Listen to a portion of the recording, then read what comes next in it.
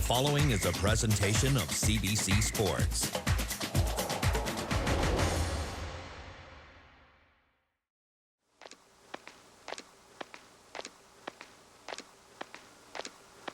I'm not a child, but I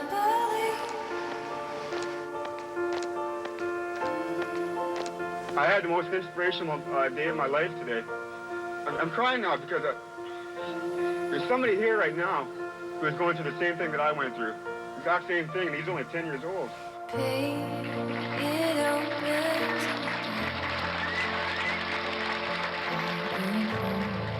You're there and fall apart. Now I chase you from the morning rays. I pray it fades. I can use anything that is said about me or anything that I feel or see to motivate myself to keep going. I'm not a child, but I believe there is beauty. I'm going to give it everything I possibly can. We're alive, so I can see beauty. He helped a lot of victims of cancer. He probably saved a lot of their lives. Passion is a spinning wheel. It turns and turns forever just to feel. All that pain you must have been going through.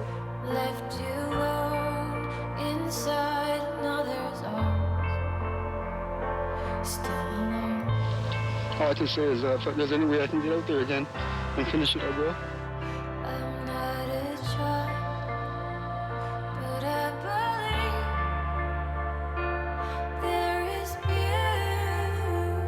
And he wanted to show people that you've got to get up and do something that you believe in. We're alive, so I can see beauty.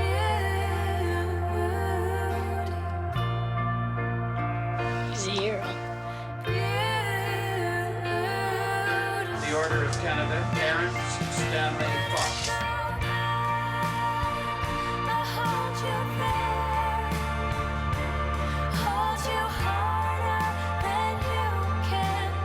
Terry Fox died this morning in a British Columbia hospital.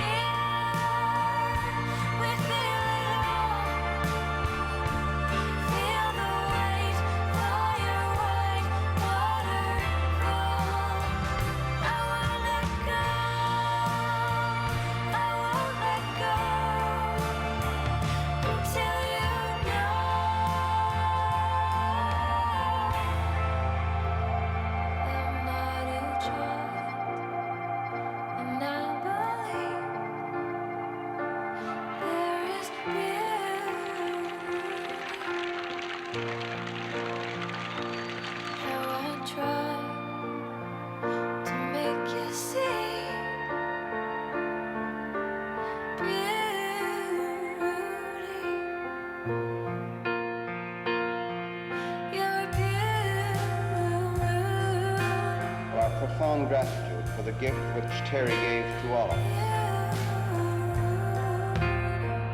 The gift of his own boundless courage and hope. It opens in the dark. I would hold you there and fall apart. He ran alone, and he proved to all of us that one individual, alone with his will, can change our world.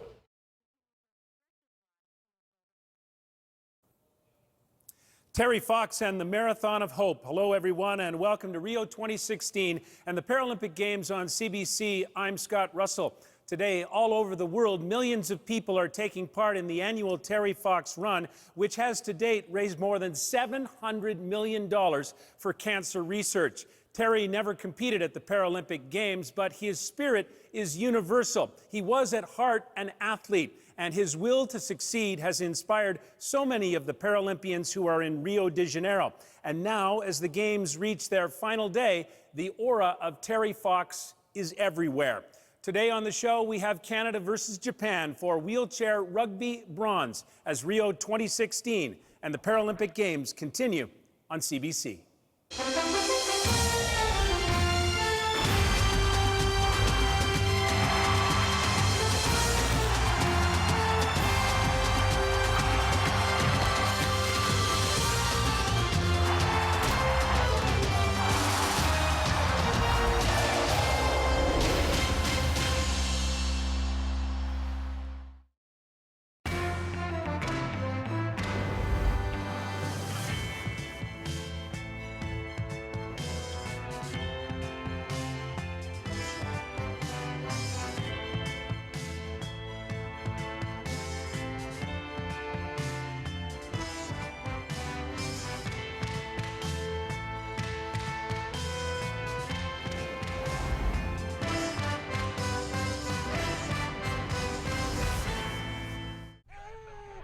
Hello there.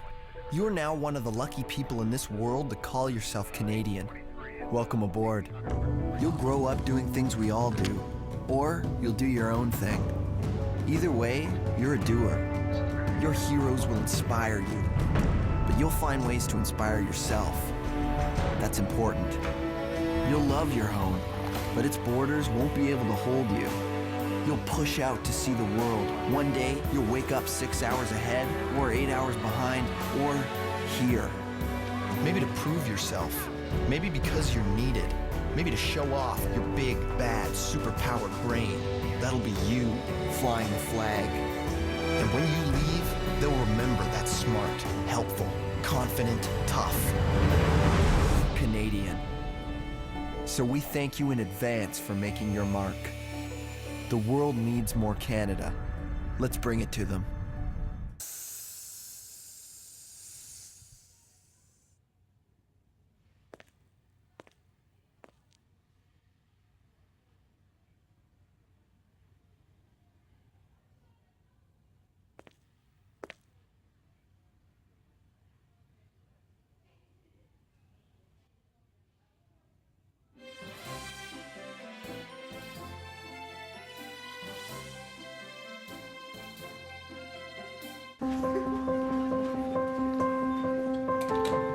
My name may not be known across the country, but when you see me compete in the Paralympic Games, the country will see all it took to get me here. I'm Sabrina Duchesne. Today, I'm part of Team Canada, but first I was part of tomorrow's Team Canada. Since 1988, Petro-Canada has supported over 2,700 Olympic and Paralympic hopefuls.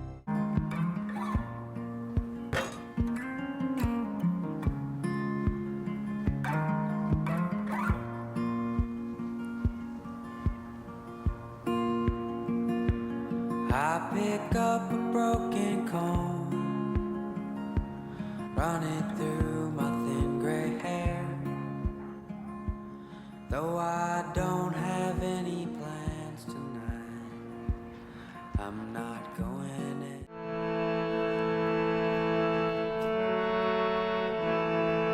When I come home at the end of the day with my hat and my heart in hand, when I come home at the end of the day, just promise me we'll be alright.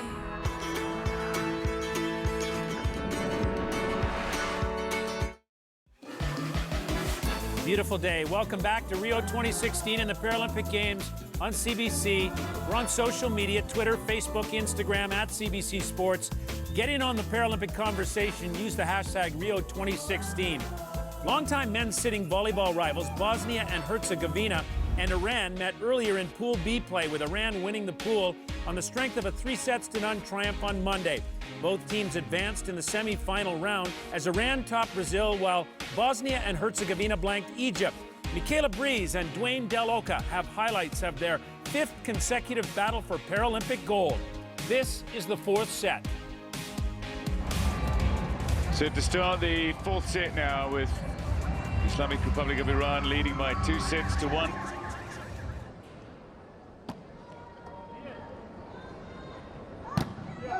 Big swing from Ali Basic. Puts Iran under pressure. They weren't called for lifting.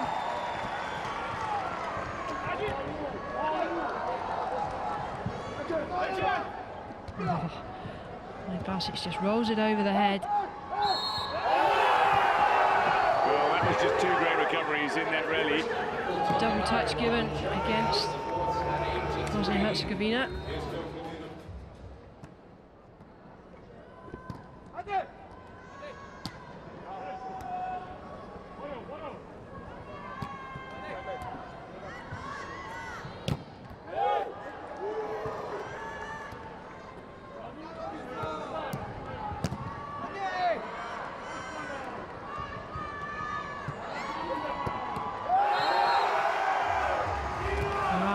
Take that point. 10-6.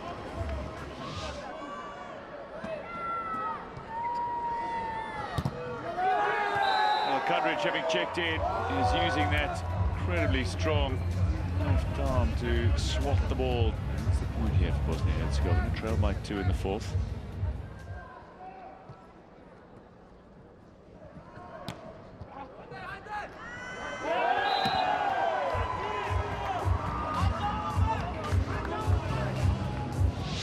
Zurai to serve for Iran.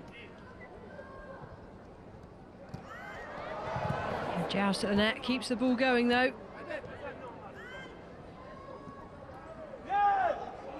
Mezad for the spike, and it's there.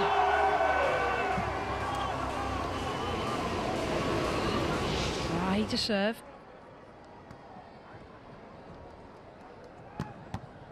Big spike.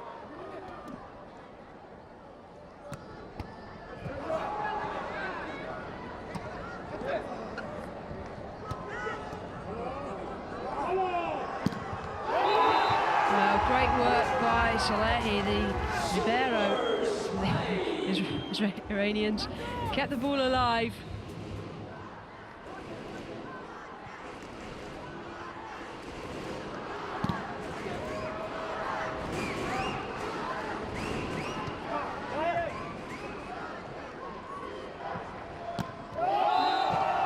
It's gone wide. Munko.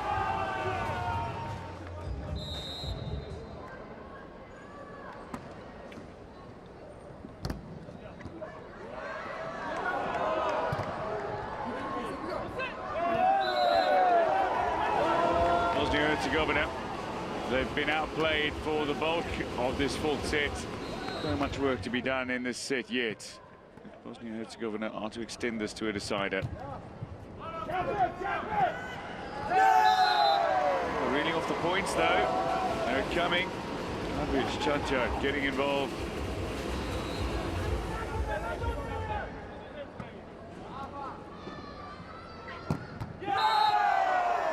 Cudridge, left arm again, enormous spike.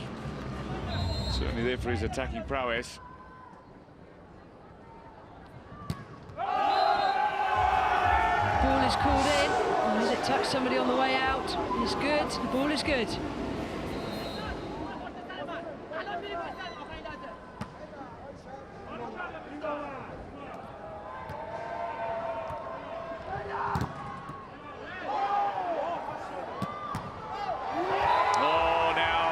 Point set up. The 6-time world champions are a point away from becoming 6-time Paralympic Games champions. It's not just one match point, but it's 10 that they have. I don't think this is a matter of if, but when. Golestani to serve for the gold medal.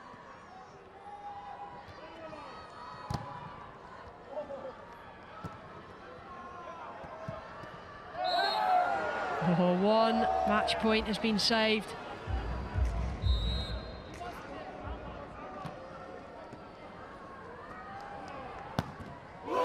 There it is. Well, there's the gold medal to Iran. Well, time and time again, they have been victorious. Bosnia and Herzegovina will have to settle for the silver. 8th gold medal at the Paralympic Games for the Islamic Republic of Iran, and a first medal of the Paralympic Games for Bosnia and Herzegovina. Gold to Iran, that's the 5th time they've won Paralympic gold. Silver for Bosnia and Herzegovina, the defending champions. Egypt wins the bronze with a come-from-behind 5-set victory over Brazil. Track and field athletes at the Paralympic Games come in so many forms. There are wheelchair racers, visually impaired runners, and blade jumpers. Our colleague at CBC Sports, Rob Snook, is a 3-time Paralympian. He's a Canadian record holder and a world championship medalist. He has the story on athletics at Rio 2016. Canada's track and field team came to Rio with a mix of youth and experience, looking to continue a rebuild from the glory days not so long ago. The results were promising at times and included some medal-winning performances. Underway in the final of the men's 1500 metres. Well, McKillop's in the lead, and it's Stanley on his shoulder, who's put in a great performance so far. We're at the bell, and McKillop has got Stanley on his shoulder. McKillop's leading this, but he hasn't shaken off Liam Stanley yet. He's got a lot of stamina, this Canadian. McKillop is holding on. McKillop keeping the lead. Stanley in second place. It's Michael McKillop heading for the line. It will be gold for McKillop. Stanley, a brilliant silver for Canada. No, it's something I wanted all my life. I'm kind of speechless right now. It has been an excellent start by Michelle Stillwell. Stillwell's going great also in 4. Michelle Stillwell, who lives in Vancouver for Canada, who's going for the gold here, and she's going to get it. Michelle Stillwell gets the gold for Canada. What a winning smile. I'm just so happy today to be able to bring home a gold medal for Canada. The old maple leaf is out. Brent Lakatos is the world record holder.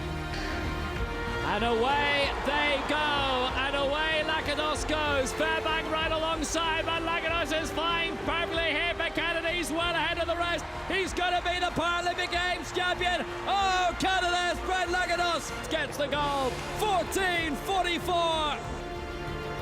Golden moment for Canada. His 4th Paralympic Games, his first Paralympic gold. It's been such a long journey, and to finally get it is it's just amazing. Canada with 8 medals at athletics. Brent Lakatos broke through with gold at his 4th Games. 4 medals for Brent. Double gold to Michelle Stillwell. T52 400 and 100 meters. What a story. A cabinet minister in the BC government. She also won wheelchair basketball gold at her first Games in Sydney, Australia in 2000. Well, they roll on. Big confrontation is coming. Japan and also Canada have arrived at Rio Olympic Arena. They'll battle for wheelchair rugby bronze. Zach Medell is all in when we return to Rio 2016 and the Paralympic Games on CBC.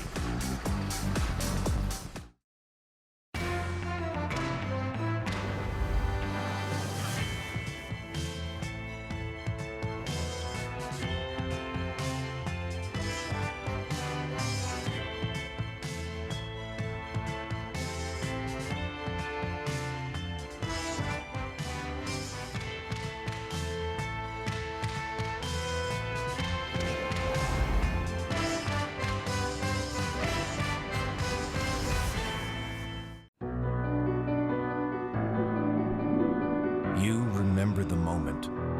Adversity staring down at you. Fear of failure as universal as your drive to victory. You have faced that adversity, conquered it, used it to silence a world that wants to define ability. You've proven you're able to win, to inspire, thrive.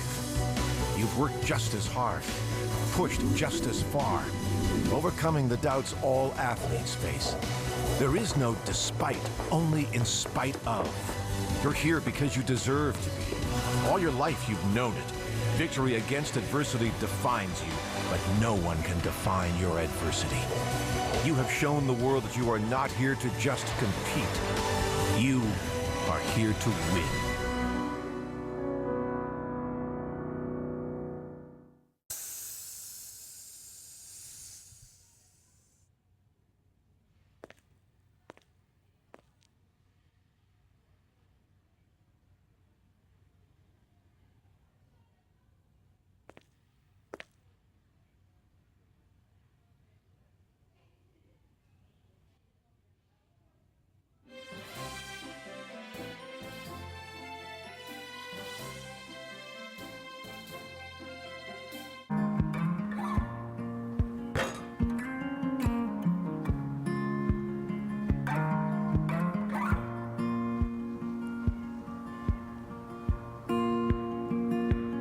I pick up a broken comb, run it through my thin gray hair. Though I don't have any plans tonight, I'm not going in. I'm sure you have no idea what my name is. That's okay, because you haven't seen me anywhere yet. But my day is coming. I'm Virginie Chénier. In Rio, I'm not part of Team Canada. I'm part of tomorrow's Team Canada. Since 1988, Petro-Canada has supported over 2,700 Olympic and Paralympic hopefuls. Welcome back to Rio 2016 and the Paralympic Games on CBC. There's a look at Copacabana Beach. 27 degrees in Rio de Janeiro today. You have to like winter in Brazil. It's day number 11.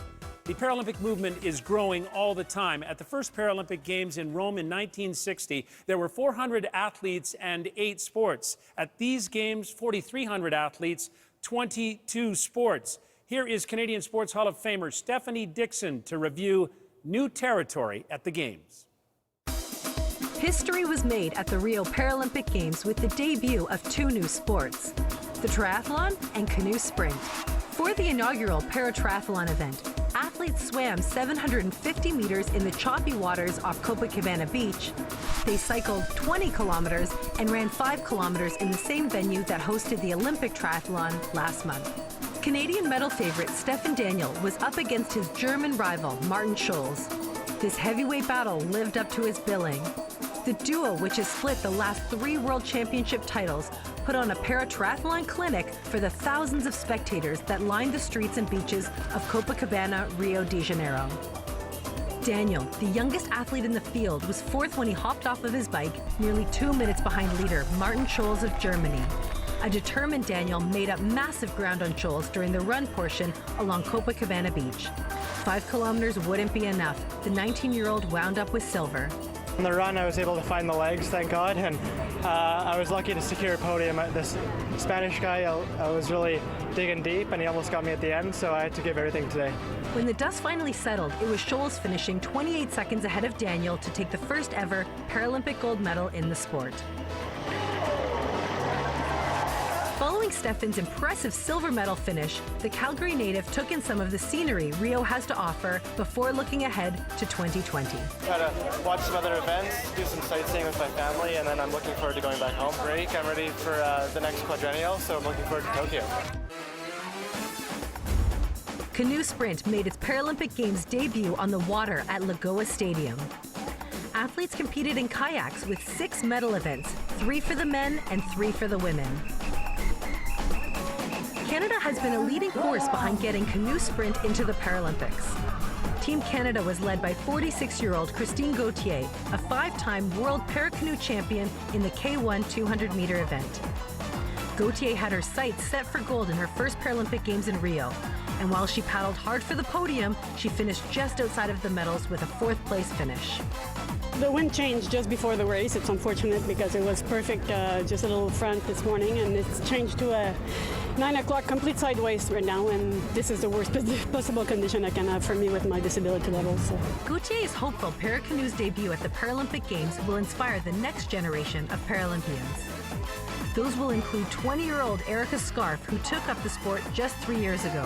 Her 7th-place finish at the Rio Paralympics augurs well for Canadian paracanoe in the future. The Olympic Aquatic Stadium was alive throughout Rio 2016. It delivered incredible stars: Daniel Diaz of Brazil, Jessica Long of USA, Ihar Boki of Belarus, the Beast. From a Canadian perspective, there were 8 medals in the pool, 4 from superstar Aurélie Rivard alone. Here's 17-time Paralympic medalist Stephanie Dixon, who won 5 gold medals in Sydney as a 16-year-old, to look back at swimming in Rio.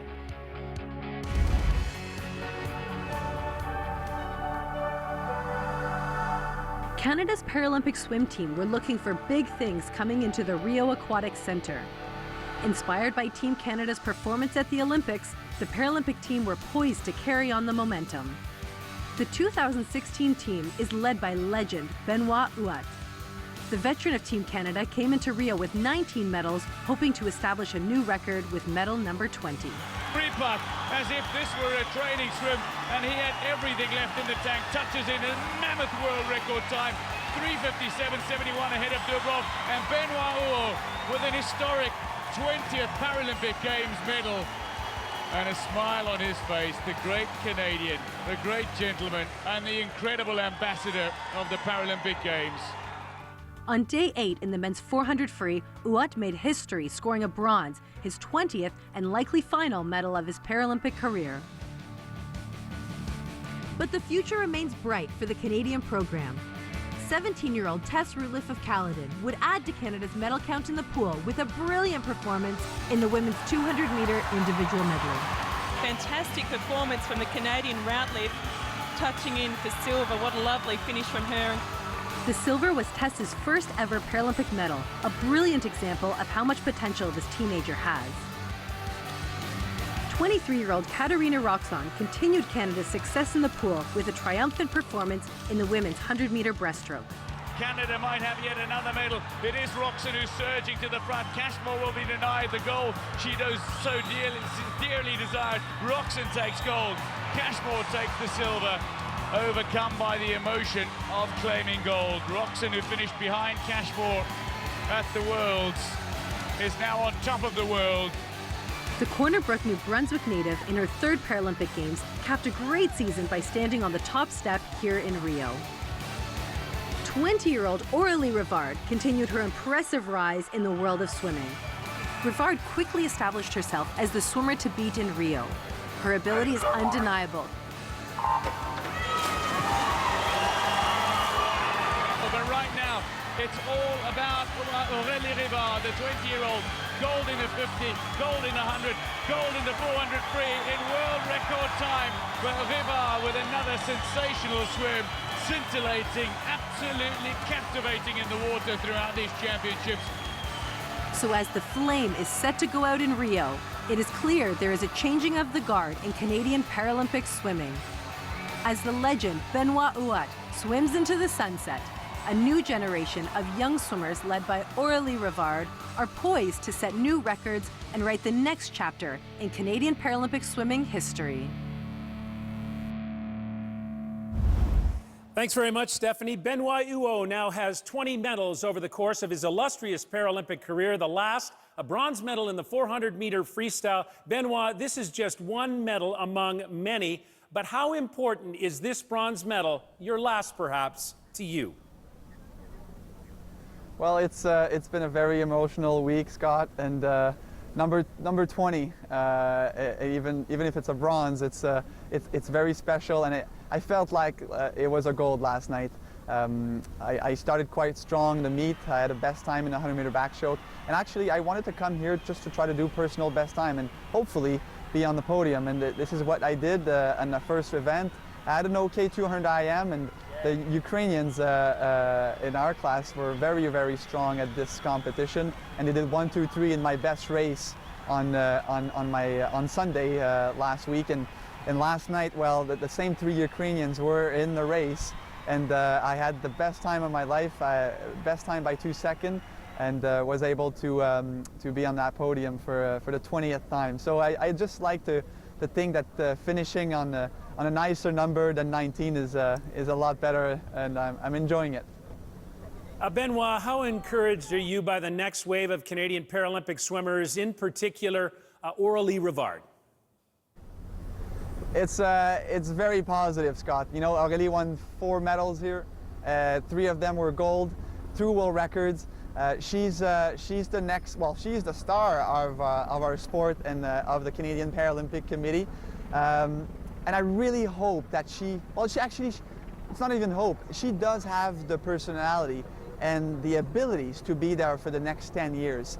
And with our personality, I think she can help the next generations of Paralympians, and not only swimmers, but really Paralympians, to really rise and make Canada grow in performance. And I hope somehow, probably not as an athlete, but somehow I have the chance to stick around towards swimming or Paralympic movement and try to inspire and help as well the next generations of Paralympians and help them as much as I can. Benoit, thanks so much for this. Congratulations, and we'll see you back in Canada. Thank you so much, Scott. See you soon. Still to come, rugby, the bronze medal match, two closely matched teams. Both are well supported. Japan versus Canada at Carioca Arena number 1. It's day 11, and the Paralympics roll on.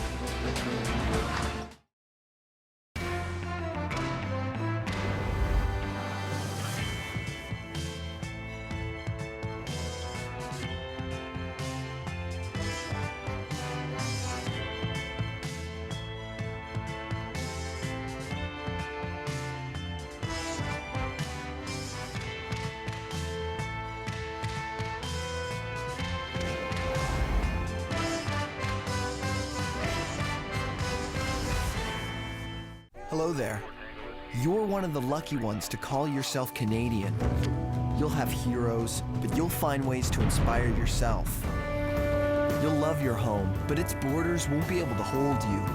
One day, you'll push out to see the world, make your mark, and fly the flag. And when you leave, they'll remember that smart, helpful, tough, confident Canadian. The world needs more Canada. Let's bring it to them. Introducing an amazing lineup of accessible devices from Bell, like the hearing aid compatible Doro 824 with a friendly and intuitive interface. With a tactile keyboard overlay, the Doro 824C is designed for those who are blind or have low vision. Chocolate. It even reads text for you. Plus, the Tekla fits to any wheelchair, so it can work hands-free.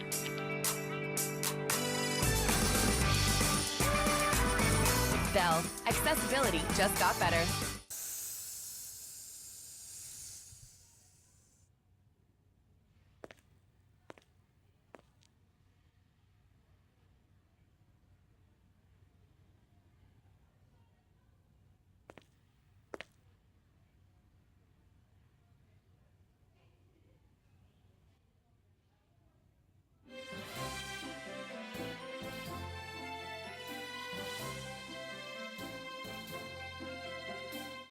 Today, we've invited a group of youngsters to the ranch.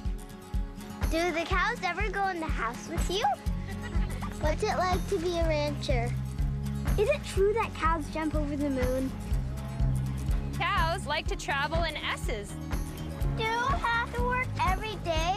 That's right. Do you even have to work on your birthday? Great food grows in Canada. That's why McDonald's only serves Canadian beef. Some guys live to get things done. And we've built their official truck. The all-new Nissan Titan XD. With a Cummins diesel engine, it can tow over 12,000 pounds. The Nissan Titan. It's the Titan of trucks. And now get up to a $14,000 cash purchase rebate.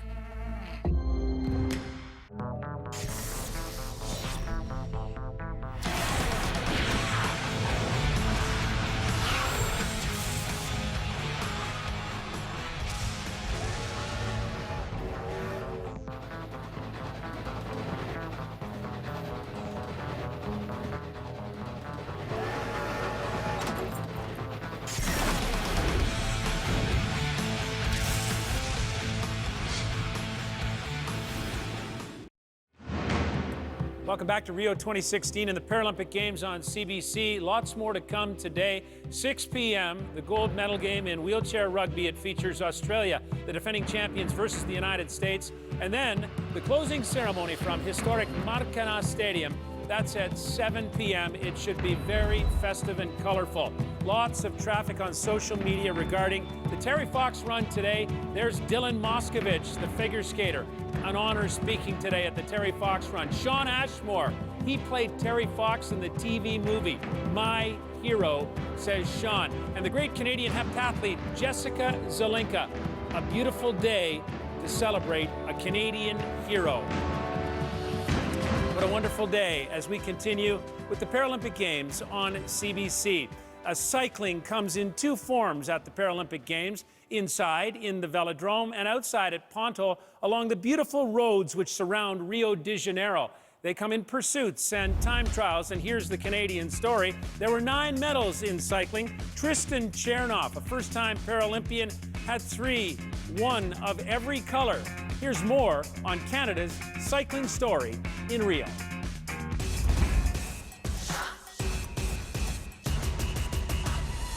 Cycling at the Paralympics includes both track and road cycling. Track cyclists ride either a bicycle or tandem bicycle. In addition, road cyclists compete using hand cycles and tricycles. First up on the track, where Canada had a great start and won 2 silver medals on the second day of competition. Ross Wilson of Edmonton, Alberta, took silver in the men's C1 individual pursuit. I took the fight to him. At the end of the day, I think there's a little bit of work to do, but it's great to see parasport growing and cycling getting faster. This isn't just a walk in the park anymore, right? So that's great. And Tristan Chernove of Cranbrook, BC, also earned a silver in the men's C2 individual pursuit. Wonderful to be here and such a privilege to be on the podium. Chernove added a 3rd medal in track cycling for Canada, winning bronze in the men's 1,000-meter time trial. And he didn't slow down when the rubber hit the road in Rio. Chernove continued the medal bonanza on the first day of road competition, winning a gold in the C2 time trial, Tristan's 3rd medal of the Games. A time trial is never easy if you're doing it right. It hurts. I feel wonderful. Gold feels wonderful. Ross Wilson earned another silver medal on the road, where Charles Moreau also won 2 bronze medals. The Canadian cycling team had an impressive Games in Rio, much to the delight of high-performance director for Cycling Canada, Jacques Landré. Midway through the quad, we kind of increased our medal count, our predictions anyway, to about 405. Never did we think we'd get up to 9.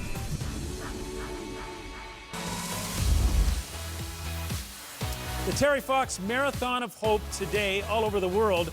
5 categories of marathon racing today in athletics. And here's a great story. Tatiana McFadden of the United States, born in St. Petersburg, Russia, adopted by American parents.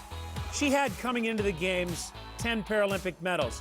She leaves Rio with 4 gold, 2 silver. She had a very close silver in the marathon today. By the way, she won the Boston, London, Chicago, and New York City marathons 3 years in a row. She is still, however, missing Paralympic gold in the marathon. Wonderful story. Coming up, Canada versus Japan, wheelchair rugby bronze. Greg Westlake along on Rio 2016 on CBC.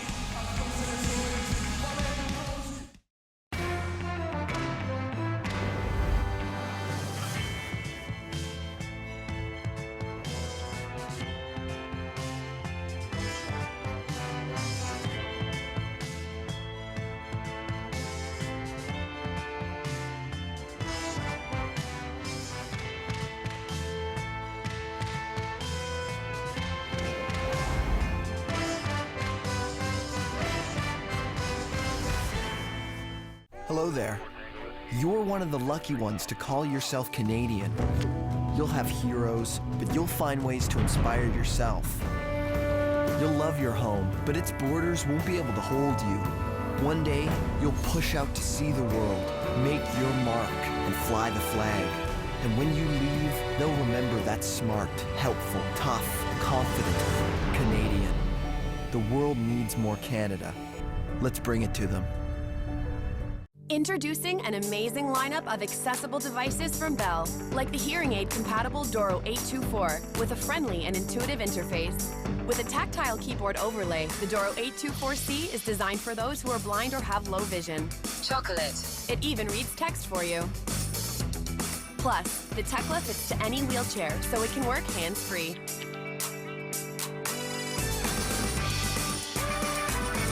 Bell. Accessibility just got better.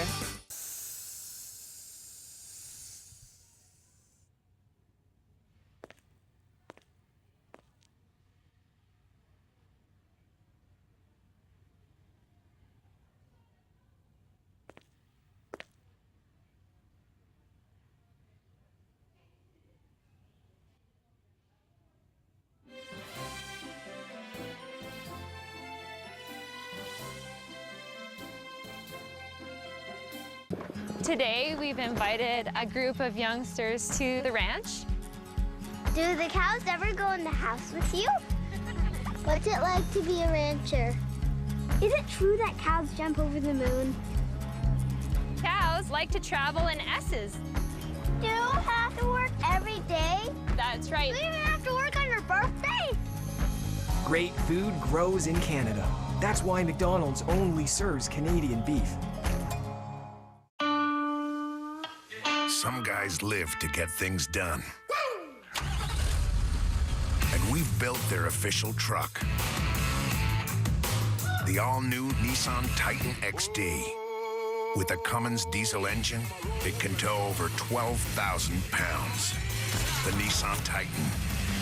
It's the Titan of trucks. And now get up to a $14,000 cash purchase rebate.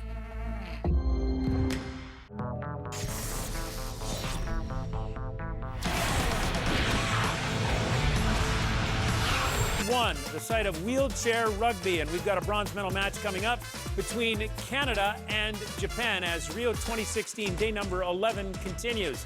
Back into studio now, and here's Greg Westlake, the captain of Canada's sledge hockey team. Hey, first, before we begin the match, been a great Paralympics, don't you think? Well, it's been amazing, especially with all the talk beforehand of some of the negativity, Russia being banned, the funding. It's gone off without a hitch. It's been fantastic. I've been in communication with a lot of the athletes in Brazil, and they're having the time of their life right now. And why shouldn't they be having the time of their life? It's been a great game so far. Let's talk about wheelchair rugby. Canada a little bit disappointed to be playing in the bronze medal match. They hoped to go for gold. They won silver in London in 2012, but they do take on Japan for the bronze medal today on the final day of competition at the Games. What do you think their prospects are? Well, they're good. They can win this game, but Japan's a tough test. They're actually ranked above Canada going into these games, so they're going to have to come out on fire. And because they have Zach Medell, they know that they're going to get the offense. So the key for Canada is playing a nice, tight defensive game, limiting turnovers. If they do that, they can be okay. Yeah, everybody's got to be aware of the Zach attack. Take a look at this. Throughout 4 games of the tournament,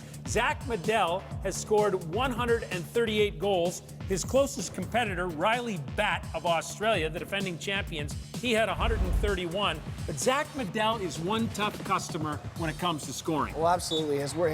His motor never stops. He's go, go, go all the time. But what's special about him, he doesn't just get it and play on the perimeter like a lot of really fast players do. He gets it and he takes his time. He really finds lanes. And that's what separates him from just other fast guys in the sport. All right, so Zach Medell, the 22-year-old of Okotoks, Alberta. By the way, he was on that silver medal team from London in 2012 and also led the way to Pan Am gold in Toronto last summer. The Japanese are going to be tough, you know that. And one player who caught your eye throughout, Daisuke Ikazaki, number 7 of Japan. Yeah, Ikazaki's great, and you know, he does a good job of, he takes it to the outside, he uses his speed, but then instead of coming back to the middle like Zach Medell, he finds his teammates. So he doesn't have quite the same amount of goals and points as Zach Medell, but he does get his teammates involved, so it'll be interesting to see the speed and the points that Medell is going to put up versus the playmaking ability of Ikazaki. Daisuke Ikazaki of Japan, and one thing about this player, he has tons of flair. All right, so there's the matchup. It is Japan versus Canada. Coming into the tournament, the Japanese were ranked number 3, the Canadians ranked number 4.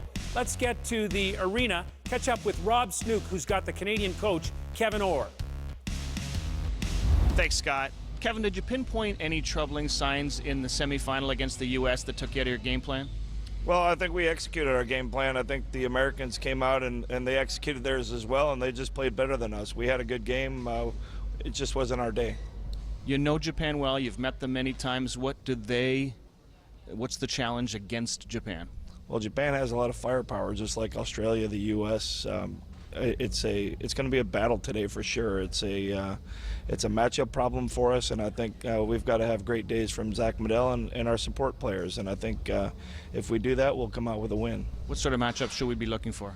Well, we're going to try to take our balance line against their high-low, and then we're going to take our high-low against their balance and see if we can put them take out the rhythm and see if that creates some problems for them. And we've really got to contain Ikazaki. I think that's a big part of our game plan, is that, you know, make him make some mistakes, and I think that's the big part that will come in our favor late in the game. Thanks, Kevin. Thank you. This is one of the closest tournaments in Paralympic history, Japan versus Canada. For the bronze medal, it takes place at Carioca Arena number 1. It's going to be loud in there. Let's go to the play-by-play callers, Brent Pope and Dan Strange.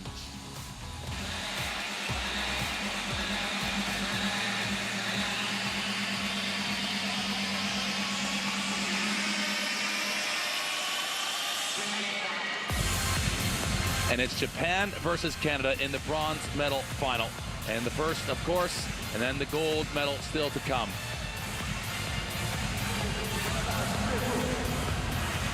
This is day 5 of the 5-day tournament and the final day of these Paralympic Games in Rio. It's the tip-off. It'll be taken by Ike, and he, the taller of the two, comfortably takes it under control up to Ikazaki. And you'll note him, he's got those signature glasses, the great head of hair. He's already moving and creating some business here across the line. It'll be Ike, his teammate, to take it though across to Japan first. Brilliant movement from Ike, but also great communication between the two players. You could see them talking to each other, setting the play, moving the Canadian defence around, and then opening the scoring. This is Medel. It's a pretty easy one in response. He'll get a bunch of them today. He averages over 34 goals a game for Canada, and he starts proceedings for the North Americans. Yeah, Medel just spotting the mismatch on Wakayama there and using his pace. Wakayama didn't have a chance at all to get anywhere near. This is Ikazaki. He looks at this defense first of all. He elects to go inside. Ike is such a presence. He's got that height advantage. He must keep the wheelchair before crossing that line. He has to have the ball in his possession before he can record the score, or otherwise he's out of bounds. So he does a great job to control himself. Medel answers right back, and he scores for the Canadians. Great movement by him there. It wasn't an easy score for Medel, but he used his chair skills to get around the Japanese defense. This is good play again from the Japanese, but they're going to get abruptly treated by the Canadians as they get close to this goal line. And it's Ikazaki that'll just pull it back out again and reset.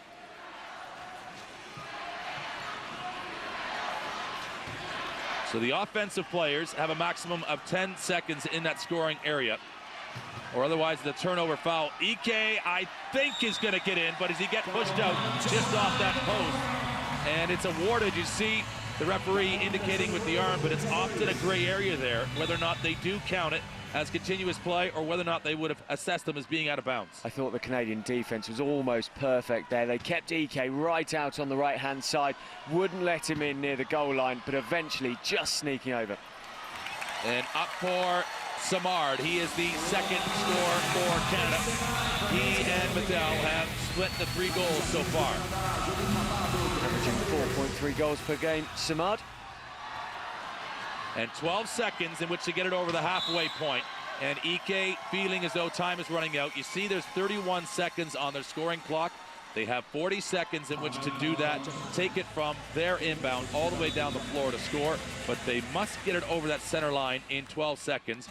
Interestingly, through the tournament, Canada have been the team that have turned over the ball a lot more times than the Japanese. On average, 4.5 turnovers per game more than the Canadians than the Japanese.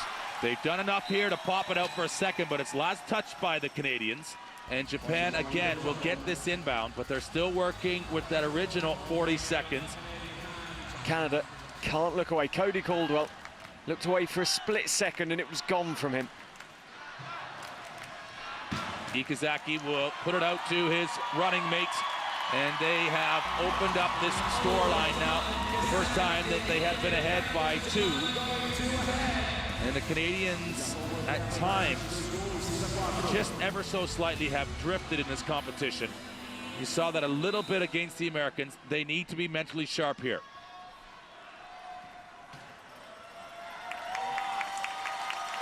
It's a long pass up to Medel, and it's easy work from there. He takes it across the line, and now Medel with a hat trick of goals in this opening 3 minutes of play. Of course, a player with so much experience, silver back in London. He'll be disappointed to drop down the podium here potentially. It's up to Ike. He comes right back, and the Japanese looking comfortable in this one. But yes, of course, Great Britain's Jim Roberts, a dominant force as well in the sport, but equally the Japanese. Ike, this is his first Paralympics. Ikazaki was there in London. they relatively new to the sport. We talk about Ike coming across from being involved in basketball. They've never medaled though, Japan, and this is their golden opportunity. Well, he was in that sport for 10 years. He spent a long spell of his career, you know, focusing on other things. But you can see here how that sport then translates in here. His chair movement's fantastic. He's a big, tall player. Look at how he's towering over the Canadians. He's really causing them some headaches here, Ike. He is that central option as they get it in. It's Ikazaki who now takes it across the line. And this, you just get a feel between these two players right now that there hasn't been a whole lot of attention by the Canadians to trying to control those two. It's going to be difficult for them today. They've turned it over Japan again. And this is Ikazaki who, with the force on Caldwell, has just, in fact, lost that possession, and he has been more assertive to take it right back for Japan. They're on double digits, and they are looking to increase this score. It's into Ike, and there again, these two right now are looking like double trouble for the Canadians. 7 goals in 5 minutes for Ike. What a finish. And Japan having a great time in this bronze medal match. After their last couple of matches that they face against the Americans and the Australians, where they never really were in a position to be in front, this is good, solid play so far. But it's Medel who answers back. He brings it to 9 for Canada. 4 right now, stressing some urgency. And you can see a little bit in his eyes that he can see a problem ahead. Japan have asserted themselves with great strength and confidence to start this bronze medal match. And again, there is no answer for the height and the passing game of these two players.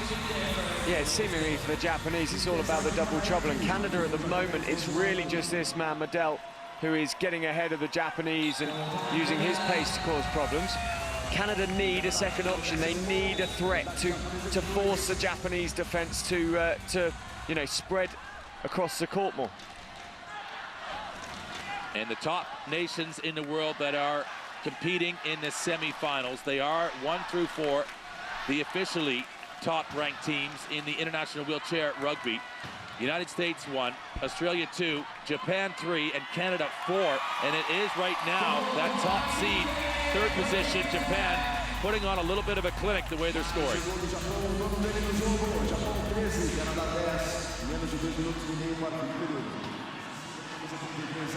Full contact is wheelchair rugby, and these players, all of them, well, they wouldn't play it unless they love it. It's skillful, it's fast, it's got a blend of most any sport you can think of, this wheelchair rugby. I think rugby more of a brand of a legitimate sport name to try and encapsulate a hybrid of American football, handball, basketball, hockey.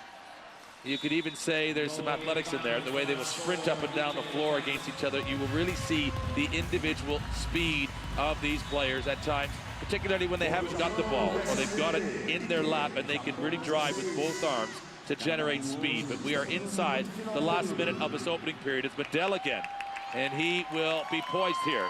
He's got a dozen for Canada, and that will be his 9th.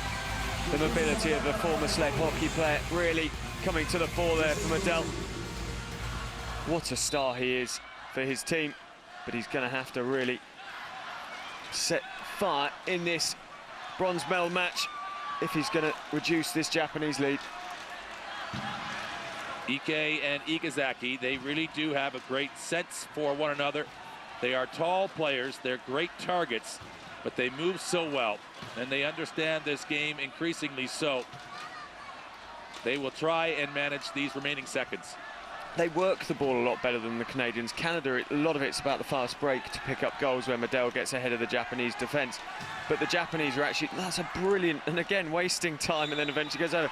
But they work the goal all the time. They're making the Canadians move. They're using up the clock as well into a 5-point lead now. There is time for a score, but Medel has carried the lion's share, and he continues to do so. A long ways to get there. He will just in time. But the ball will always move quicker than the wheels. Zach Medel, so much work to do to get to his double-digit scoreline for himself personally in that opening period. And he will be able to go the distance, no doubt of that. But there needs to be more support for him offensively for Canada. And after the opening 8 minutes, it's officially a 4-goal lead for Japan. 17 for the Asians, and Canada with 13 after the opening 8. Japan has delivered an emphatic first quarter. Canada forced to play catch-up. More rugby when we return.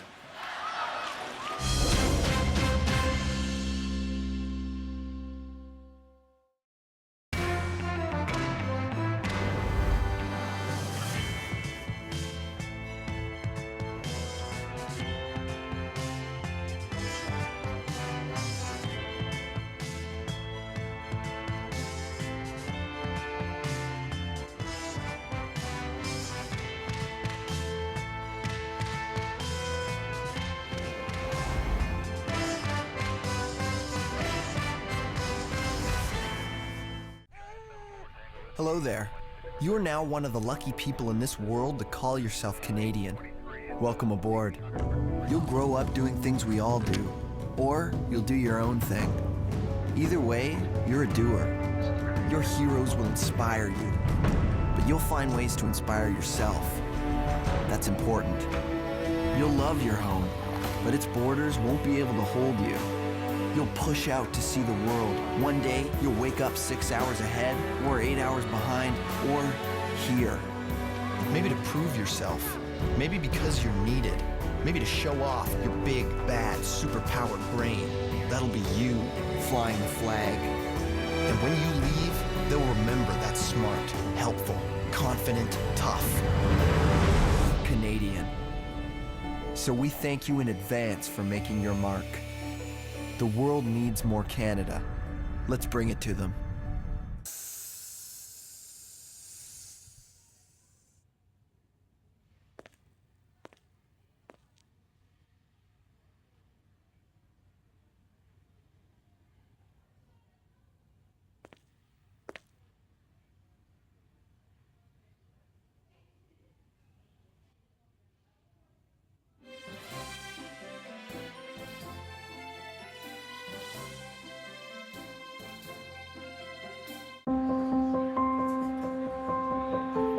Chances are you don't know who I am.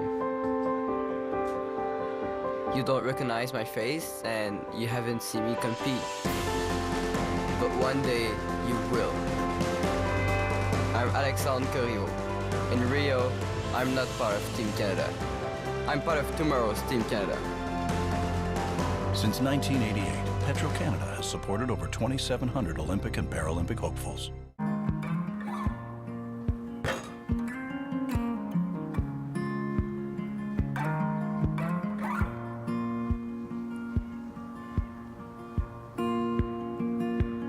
I pick up a broken comb,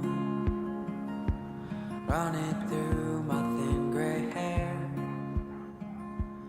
Though I don't have any plans tonight, I'm not going in. You didn't hear us last night? Nope. Banging away? Whatever you and the missus do after hours, that's your business, not mine. On the walls, Roland, with our fists. And if you're into that kind of stuff, that doesn't bother me at all.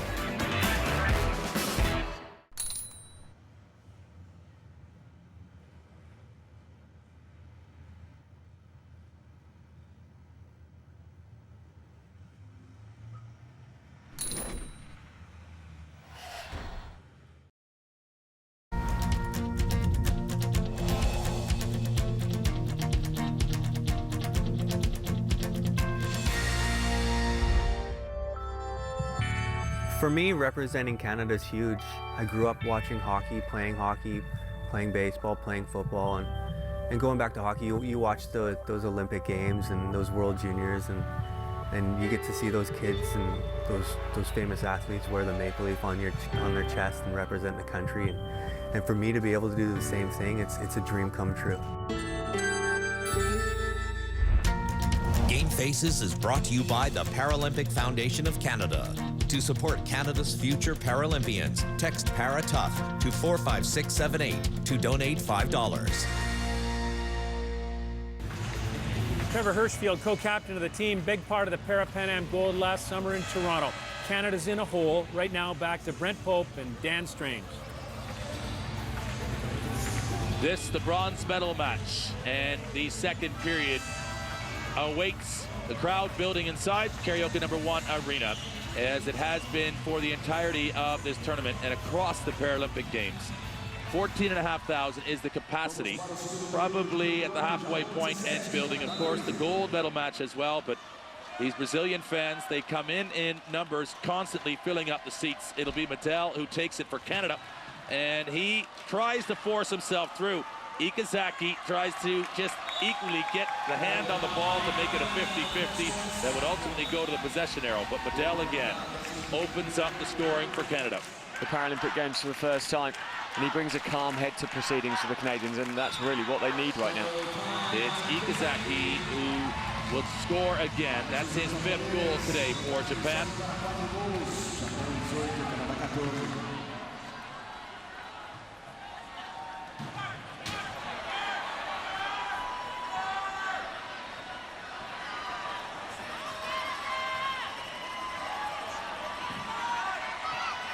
And interestingly here, the Canadians have changed their tactics. They've brought Whitehead on to offer that second option, which we spoke about.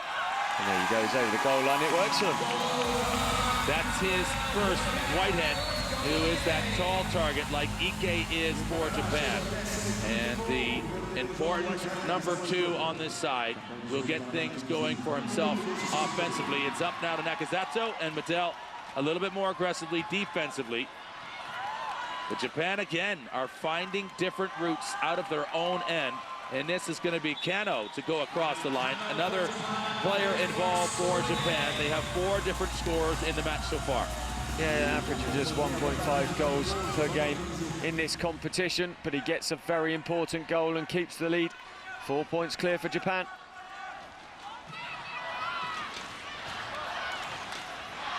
Medel very relaxed.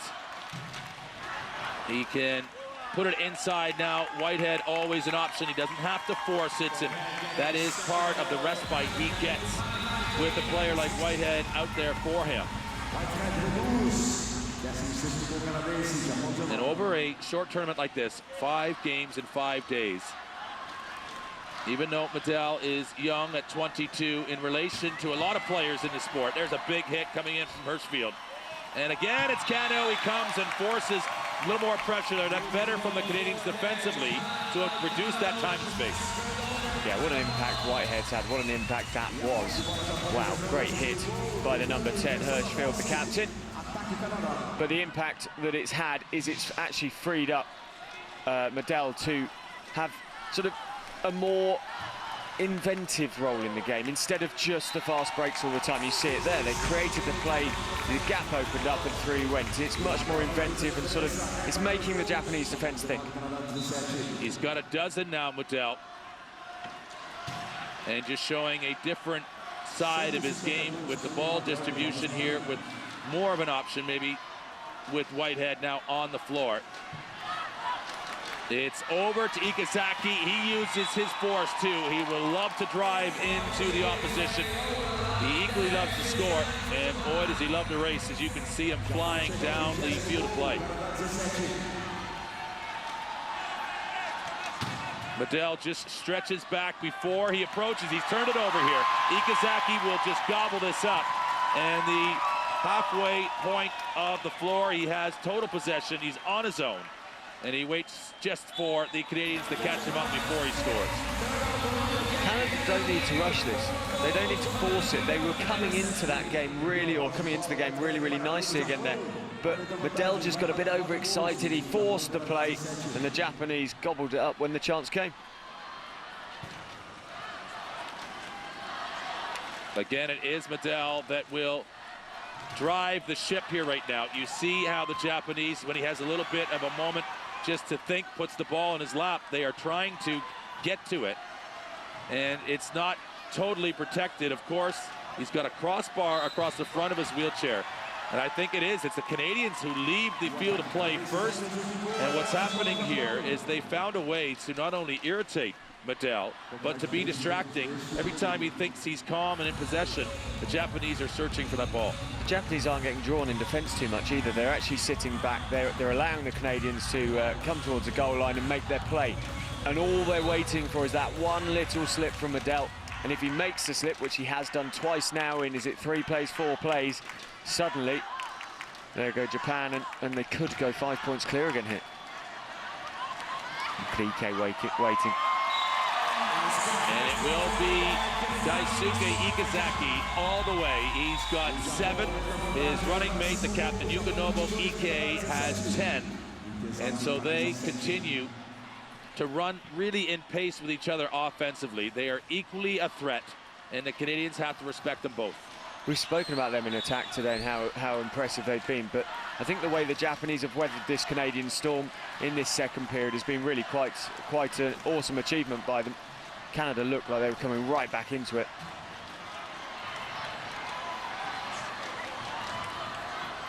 Medel will go the long way around, and in doing so, he brings this second period level on 5 goals apiece. And they were looking in control for a moment, but strong return play from Japan has reestablished this 4-goal lead, and they have possession.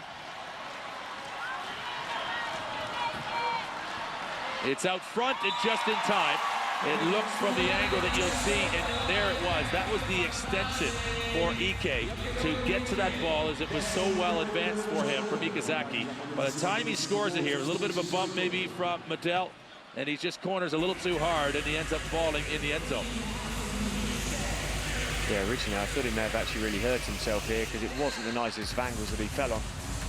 What pace, though, to get there, just getting the ball in time. What a game he's having. 11 goals so far. And of course, for Ike, a medal in Rio would be in honor of his fallen friend. He lost his life in the motorcycle accident, where he now has an impairment as a result when he was 19 years of age. So in the memory of his friend, he hopes to win a medal in Rio. Right now, Japan are poised with the 4-goal margin, with just over halfway to go in this second period. Hirschfield was in there disrupting, and that was really good defence by the Canadians. They may not have got the ball back, but they stopped the Japanese sort of setting the play and using that pace of this man and Ike.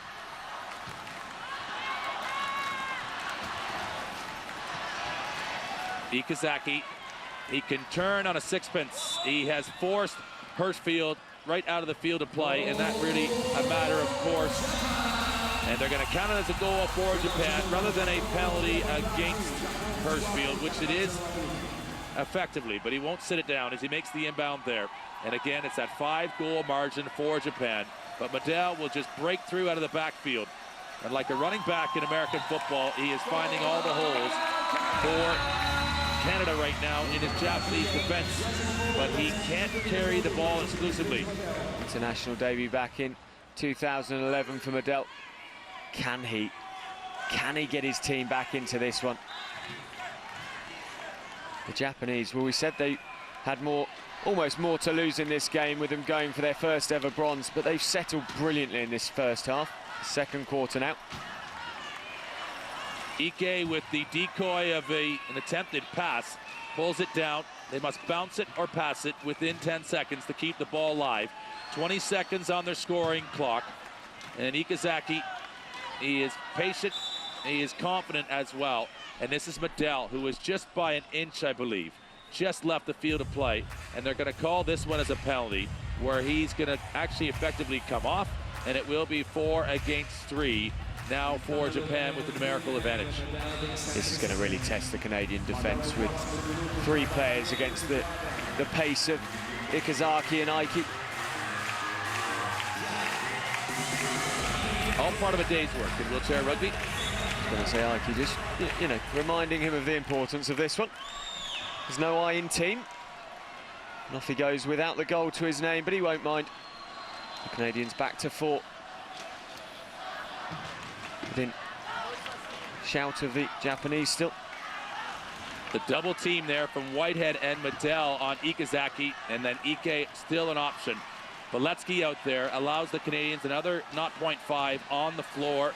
So they're a total of 8.5. Japan measuring up to 8.0. But it's Ikazaki, doesn't matter how many .5s or numbers, it's all about his will to cross that line. The precision of Ikazaki there to get through that Canadian defense. There really wasn't that much room, and he just weaved his way through. It really was magical chair skills by him. Medell, he responds. That's his 17th goal. And the next for his team is 2. So that again just shows you how much is relied upon Zach Medell to provide the scoring for Canada.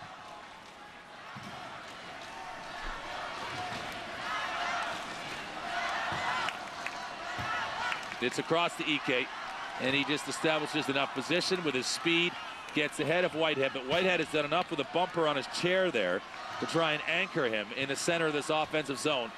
But he's tough to control exclusively. He goes up and just allows Ikazaki with this interchange between one another to have Medell effectively chasing his shadow.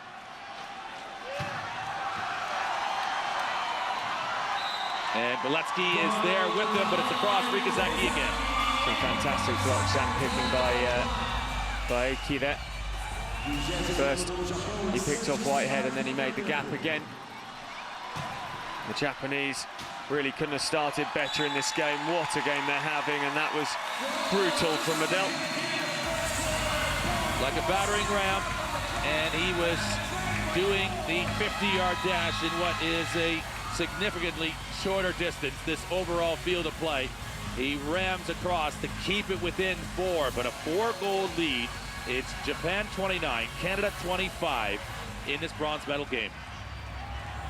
Canada still down at the half. Greg Westlake's got analysis coming up as our coverage of Rio 2016 continues on CBC.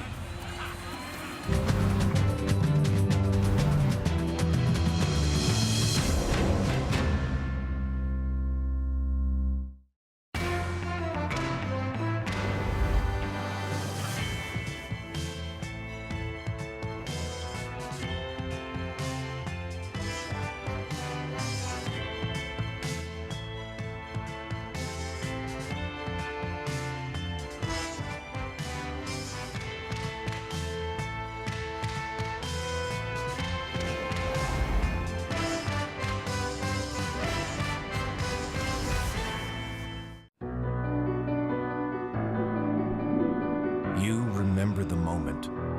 Adversity staring down at you. Fear of failure as universal as your drive to victory. You have faced that adversity, conquered it, used it to silence a world that wants to define ability. You've proven you're able to win, to inspire, thrive.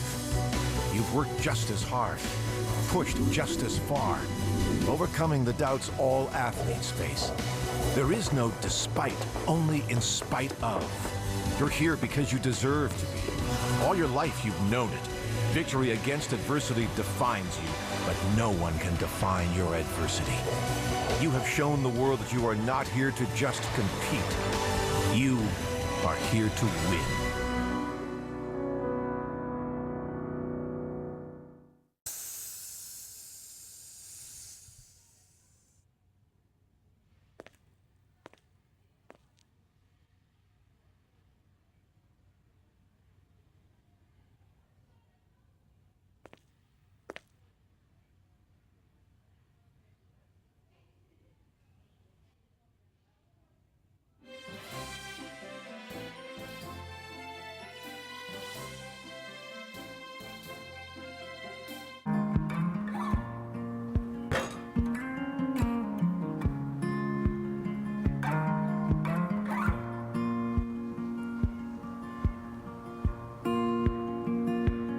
I pick up a broken comb, run it through my thin gray hair. Though I don't have any plans tonight, I'm not going in. My name may not be known across the country. But when you see me compete in the Paralympic Games, the country will see all it took to get me here. I'm Sabrina Duchamp. Today, I'm part of Team Canada, but first I was part of tomorrow's Team Canada. Since 1988, Petro-Canada has supported over 2,700 Olympic and Paralympic hopefuls.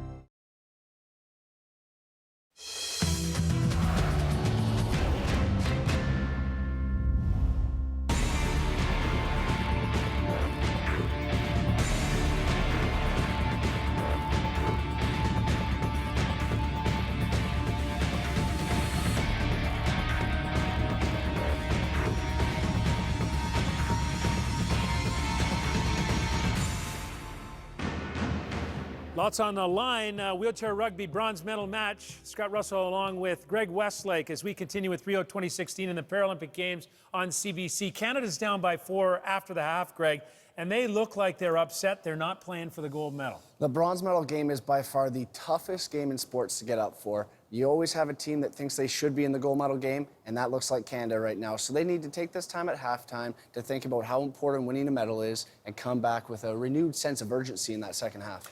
Meantime, the Japanese have plenty of vigor, and they've got a lot on the line, trying to win their first medal in wheelchair rugby at the Paralympic Games. Let's talk about their connection that seems to be really firing. That's Ike and Ikazaki. They're fantastic. Well, yeah, and they're really spreading the Canadian defense. What they do so well is they just slow the game down, and we'll see a bunch of clips here, but they're not in a rush. They get the ball, and they take their full clock that they have, and they use it effectively. And they get into the goal zone, they make Canada go to one of them, and dish it. And it's absolutely beautiful to watch. Yeah, the thing is, with both Ike and Ikazaki, they are active. Ike is a much bigger man than many of the other players on the court, and so far he's been dominant when it gets to the paint, and they're scoring at will almost, the Japanese are. On the other hand of the coin, or on the other side of the coin, the Canadians are forced to go with a lone wolf, and of course, that's Zach Medel. Seems like he's racing up and down the court trying to get it done himself. Well, and he's doing his best. We saw a little bit of it there when they threw in Whitehead, and they were trying to get him to pass the ball and spread the Japanese defense a little bit. But when they did that, I actually think that takes Zach Medel out of his flow. I think he likes getting the ball and going. And so I'd like to see them go back to getting the ball to Medel, letting him take off. And really, their focus has to be on getting turnovers, defense, steals. Meantime, there is Michael Whitehead into the game. He does provide a point of connection at times, a little bit of a rally by the Canadians, and then the Japanese reestablished themselves and got back into the lead by 4. So Canada's down at the half. They've got ground to make up. They've got to reignite their passion for the game. Let's get it out to the arena now and get a little bit of insight from Rob Snook. One of the challenges Canada faces in wheelchair rugby is recruiting. You've got to find the players with, well, let's face it, the right injuries, spinal cord injuries or quadruple amputees, and then you've got to convince them to play a sport that many people think is dangerous. Many times it's the athletes who are the best recruiters. In fact, David Wilsey on Team Canada might be the very best. He doesn't get to play as much as he used to on the team these days, but his recruiting skills are second to none. In fact, his teammate Mike Whiteside tells a story about being recruited by David Wilsey, goes to his first practice with Dave. He falls when getting out of the van. Wilsey looks at him and says, yeah, you're going to have to get up on your own. You're going to have to learn. He eventually makes his way into the practice, falls in love with the sport, and now Mike Whiteside is one of the top players on Team Canada. Thanks so much, Rob. Number 8, Michael Whitehead of Canada, into the game and trying to make an impact in the second half, which is still to come. Take a look at this, though. Japan leads with 5 steals over the Canadians, and that's trouble for the Maple Leaf men. Canada's coach Kevin Orr was an American Olympian competing in wheelchair races and winning 2 medals in Seoul in '88. He became coach of the U.S. national wheelchair rugby team, winning 5 national titles before taking over as Canada's coach in 2009. Let's learn more about his pride and passion for para sports.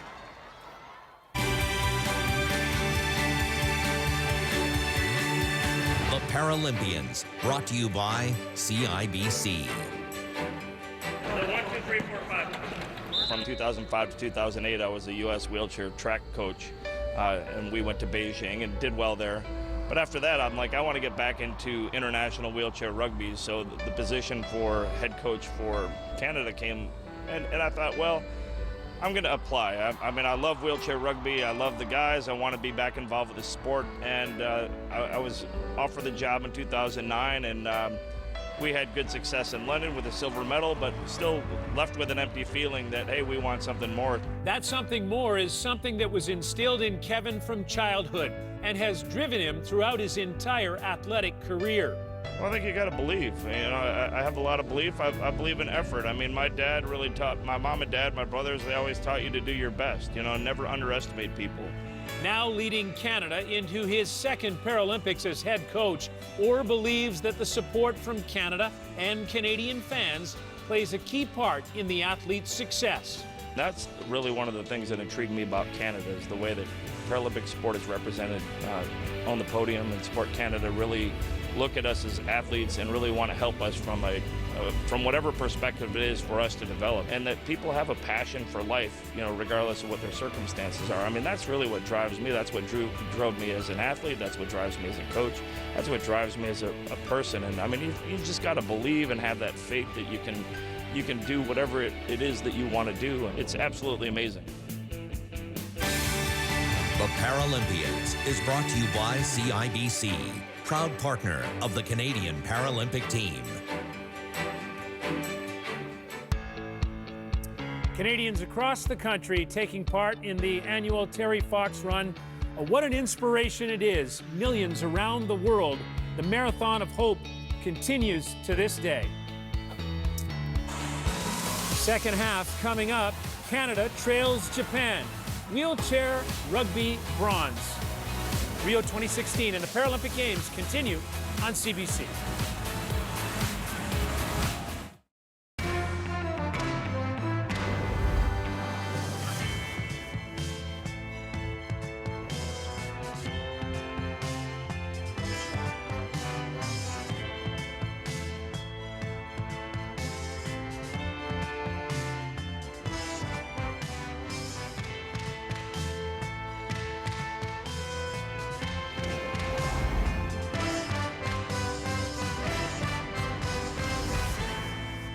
Hello there.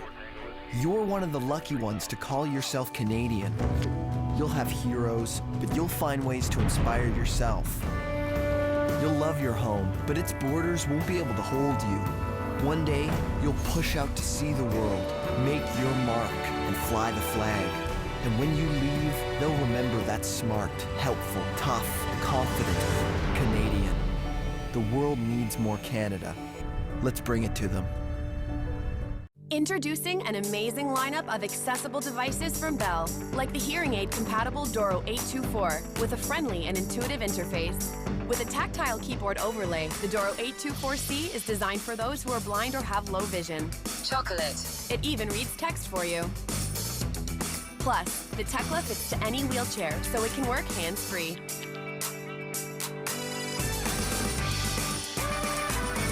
Bell. Accessibility just got better.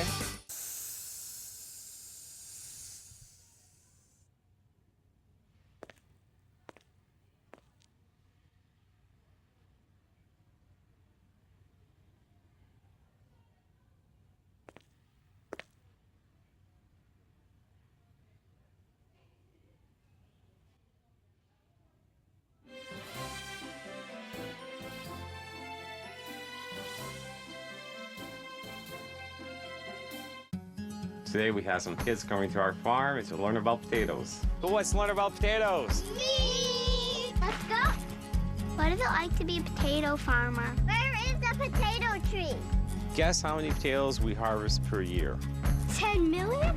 It's closer to 36 million pounds of potatoes every year. Where the ketchup plant? Great food grows in Canada. That's why McDonald's only serves Canadian potatoes.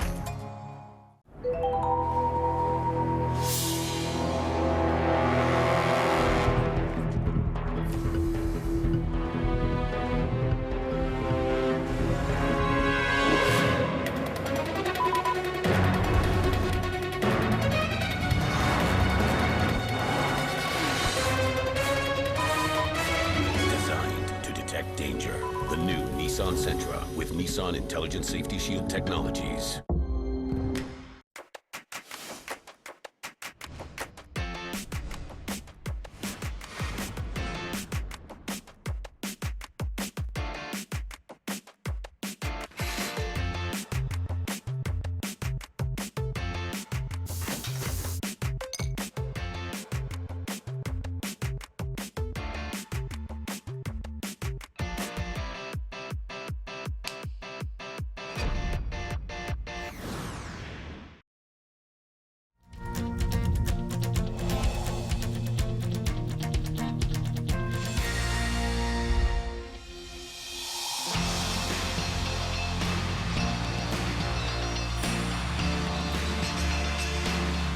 My whole team has been just super influential on my career and getting me to the point where I'm at early on, whether it be just teaching me new things about rugby or even like life skills, how to transfer, just deal with having a disability and figure out an easy way to do things. I try not to get too worked up before the games, to be honest. Like, I'm sitting there just playing around, dribbling a ball around, trying to get my body, I guess, physically prepared, but mentally I try and just keep my mind calm and not really get too worked up over everything. I don't get nervous or anything before games, and I think that's part of it. I just keep it lighthearted. I know I'm going out and playing a game to have fun.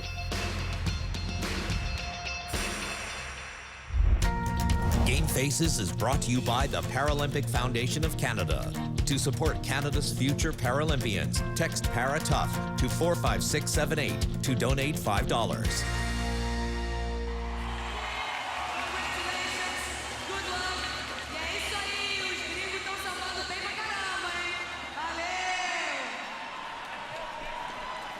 And the third period awaits as it is Japan to take the inbound. They have the 4-goal lead. They've worked well over the opening periods. They established a 4-goal lead in that first period, and then they tied with a dozen apiece in the second. And there the scoreline. And the crowd has been worked up at halftime. They're ready to support this bronze medal match. It's still available to the Canadians. This isn't an unassailable lead. They can come back, but they've given up this opening score to Shimakawa. Now a new player on the floor for the Japanese. That's his opening goal. And there the Brazilians watching by. They want to learn from every little bit they can take in at this top level tournament. They were officially number 19 in the world, their ranking coming in. But boy, did they put on a show for everybody who's been watching the wheelchair rugby. Shimakawa comes in with 6.8 goals per game in the tournament so far. Aiki gone out for now. Ikazaki again is showing you just how willing they are. That's definitely a part of their coaching plan. As Medel will take it across for another score again for the Canadians. He now has 18. And this crowd is pretty much full now to capacity. 14,500. This is the first and an early riser in Rio de Janeiro, the bronze medal game. It's Ikazaki, though, again, right across, full flow, and the wind in his hair. This could be a moment for him. Whitehead having to work hard to break down the Japanese defense. He does well. Oh, huge hit. And Ikazaki lowers the boom, and the G-force of that hit on Hirschfield will have been felt on the Canadian bench. He comes across, and it's probably as good a run of about 25, 30 feet. And I would hazard a guess he's probably at about 15 miles an hour there. Right into Hirschfield, and he will be removed from the floor. Hirschfield playing for since 2004 at the international level. He'll have had a few tough hits in his time. And there is Medel, who converts that. And Ikazaki is now back out, and we haven't seen this type of flare yet from Ikazaki, but you're starting to see it in this particular match, where he can just become an unstoppable force out there, and equally starts to play with some more physicality as he just uploads it to Shimakawa. He's across the line for a pair. The worry for the Canadians here is with Shimakawa coming in and obviously working well for Japan alongside Ikazaki, they've still got Aiki to come back in as well. That's going to worry the Canadians because Canada are going to be constantly working, but Japan can switch it up. Shimakawa has been playing this sport since '99, but it wasn't until 2004 that Japan has competed at the Paralympic Games level in Athens. So he, after Athens, spends a number of years in America playing. But an important option here for the Japanese to come out and deal with this man here, and at least if they can't stop him, provide another offensive threat. He might have a Paralympic Games or two to come. I would say so. And that is Gouvet, the coach. And on the right, the man there, the Julio Braz. What a dynamo, the pocket rocket for Brazil. That's the experience. He knows what these games are all about, and he knows that there are important passages of play in this third period. If Canada can get back within, say, 2, they've got every single chance of really making the Japanese sweat going into the fourth. Ikazaki with too much speed, too much control. It's contact on the arms. He'll get the goal. That's what counts. And again, it's a 5-goal lead for the Japanese team. And they're looking good with each possession. Those chair skills just too good for Hirschfield. Stroke of luck there as well. And luck there, you should say, more by luck than design. It goes off of the wheel of Hirschfield. But Medel is in good position. He supports the ball so well. He converts it now for a 21st goal for Canada.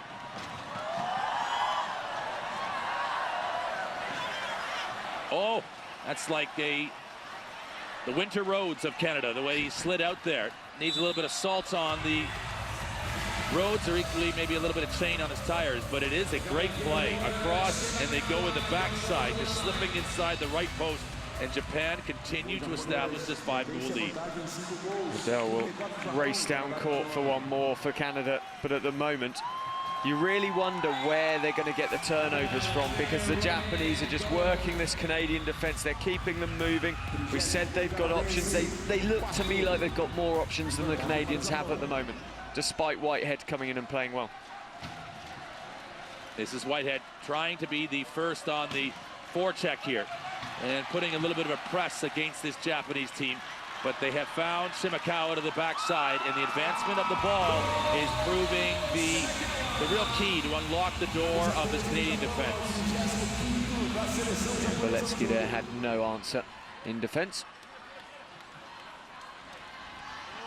This the southpaw delivery all the way up from Medel to Hirschfield, and he, the captain, will score this one, and that's his first goal. 35-31, Japan lead, 4:55 left in the third. And the Canadians, with their reputation and the medals they have, but they're there for the taking. Canada against Japan here.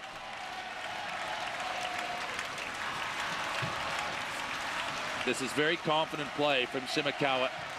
He hasn't had a lot of duty in this tournament, in fairness.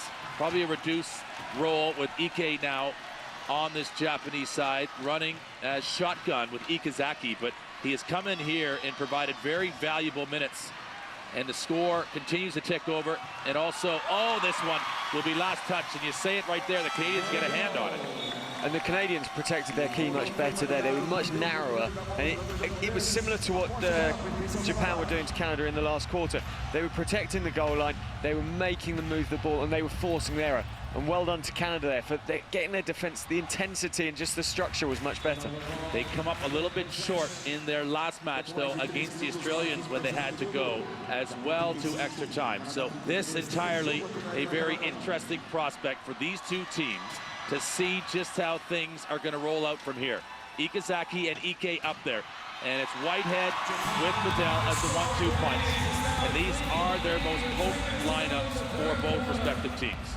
Well, it was brilliantly done there by Ikazaki, but you have to slightly question the Canadian defence there. They didn't get close enough together, the two players, and he just picked a way through somehow.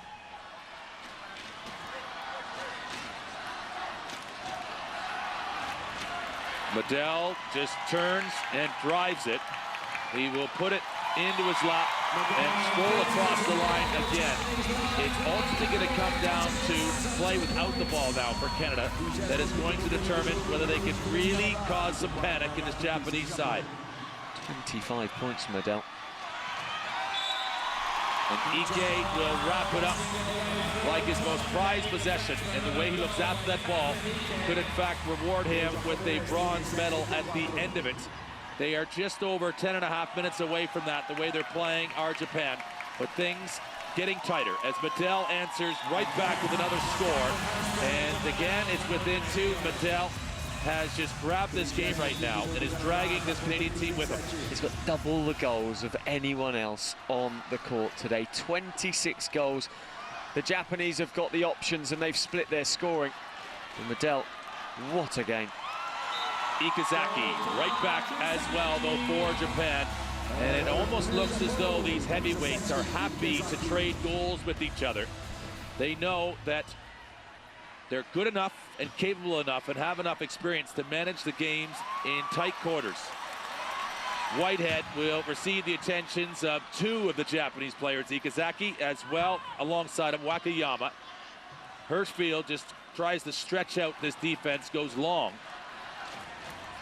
And now Medel just looking, searching, scanning across this Japanese defense. He will just again muscle through, take the channel available, and it's another Canadian score, and they are looking calm in doing so. They have the lead in this third period, 11-9, and with this score here from Ike right back, it'll just be within one in this spell of 8 minutes. The longer Japan can stay ahead, the more Canada have to chase the game. The more Canada have to chase the game, potentially the more turnovers will come. They're susceptible to them. And also the more gaps in the defence from the Canadians that could open up as they go in search of that bronze.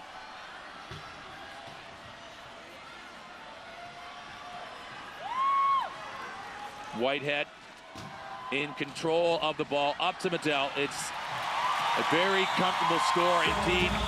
Slow, deliberate, but ultimately well executed. And the scoreline again, just a pair of goals, the difference. Good score near that near side. He opens it up to the backside. This is about trying to manage the score clock and the game clock right now. Inside his last minutes of the third period, and then he bursts through. To score, there's never any doubt of that. It's just how are they going to defend against this Japanese team when they have the ball? Kevin Orr doesn't look completely relaxed to me. There was a big puff of the cheeks and a sigh from him. Stressful being a coach. And they've used a couple of timeouts here. They had them in the bank, and that was the direction from his coach. So he comes over for some hydration and equally to towel off. So 15 more seconds will come, and they'll just try to maximize it, get within 2 at the end of 24 minutes. The tactics from the Canadians, clever stuff.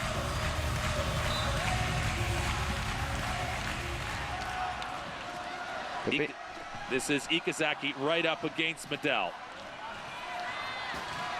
And the option will be inside to Whitehead. He knows that.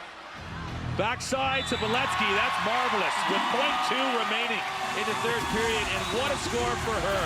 Miranda Beletsky, the first ever women to perform in a gold medal match at the World Championships, is here in the bronze medal match, and she scores a monster goal for Canada. She averages 0.3 goals in the competition, and she picks up a goal in this one.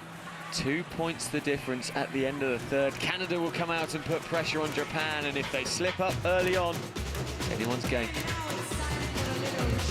Tonight, the gold medal match between USA and defending champion Australia. That's at 6 p.m.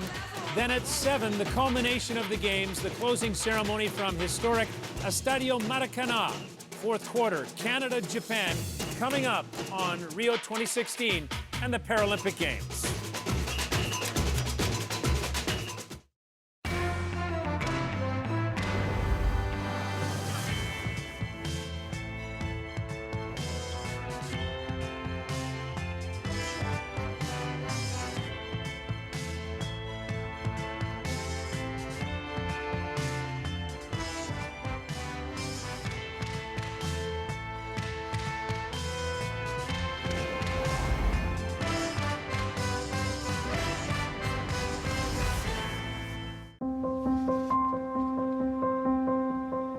I'm sure you have no idea what my name is. That's okay, because you haven't seen me anywhere yet. But my day is coming. I'm Virginie Chénier. In Rio, I'm not part of Team Canada. I'm part of tomorrow's Team Canada. Since 1988, Petro-Canada has supported over 2,700 Olympic and Paralympic hopefuls.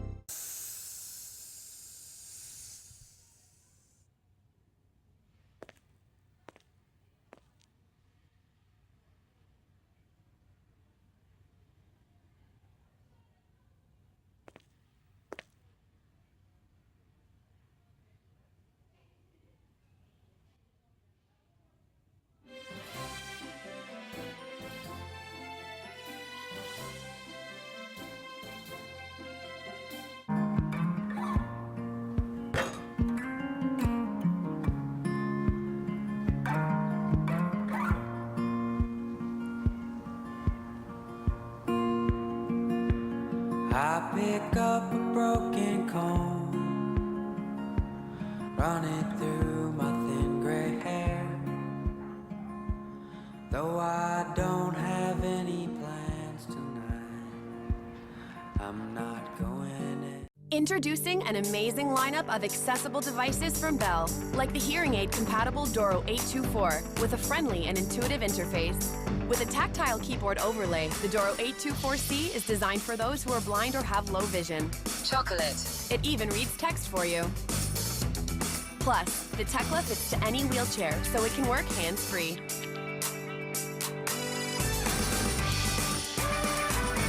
Bell. Accessibility just got better. Hello there. You're one of the lucky ones to call yourself Canadian. You'll have heroes, but you'll find ways to inspire yourself. You'll love your home, but its borders won't be able to hold you. One day, you'll push out to see the world, make your mark, and fly the flag. And when you leave, they'll remember that smart, helpful, tough, confident Canadian. The world needs more Canada. Let's bring it to them.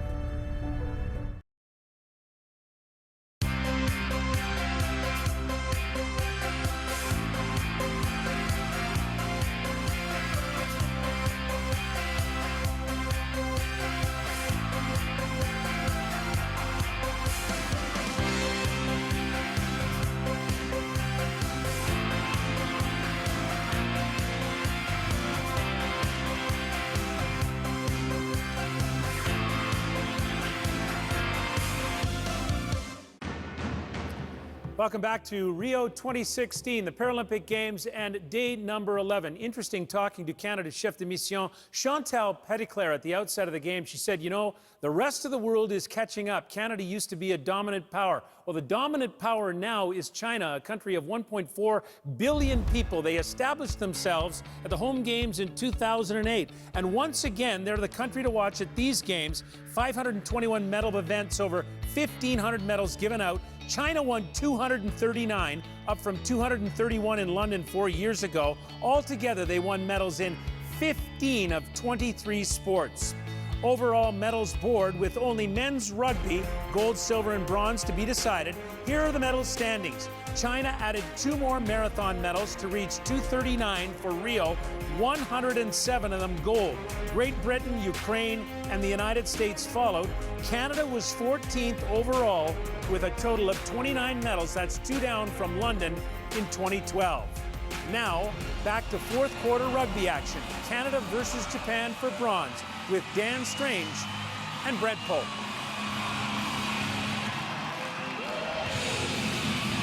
It's a capacity crowd in Rio. These Paralympic Games have been an overwhelming success, and the wheelchair rugby competition is coming into its final day.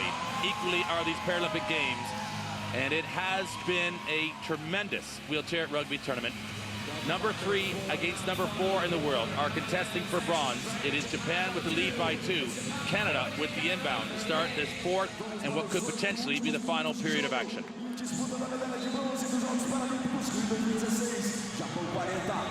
It is the Top Gun for Canada, Medel, to take the opening possession.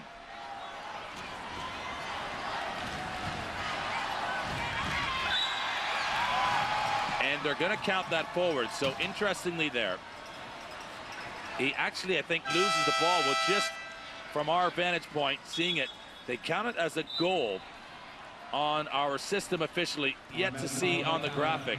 But we'll just look for clarity on the official play-by-play system. He's kind of confused. They're going to call it a timeout. So we'll watch it again from a better angle. And it goes off the chair of EK at the end. And we saw a difficult call for the Canadians against the Australians earlier in the tournament, where actually Zach Bedell was being chased by Riley Batt, and he did a good enough job to get the ball back off the chair of Riley Batt before he left the field of play, and the referees don't get the benefit of replay.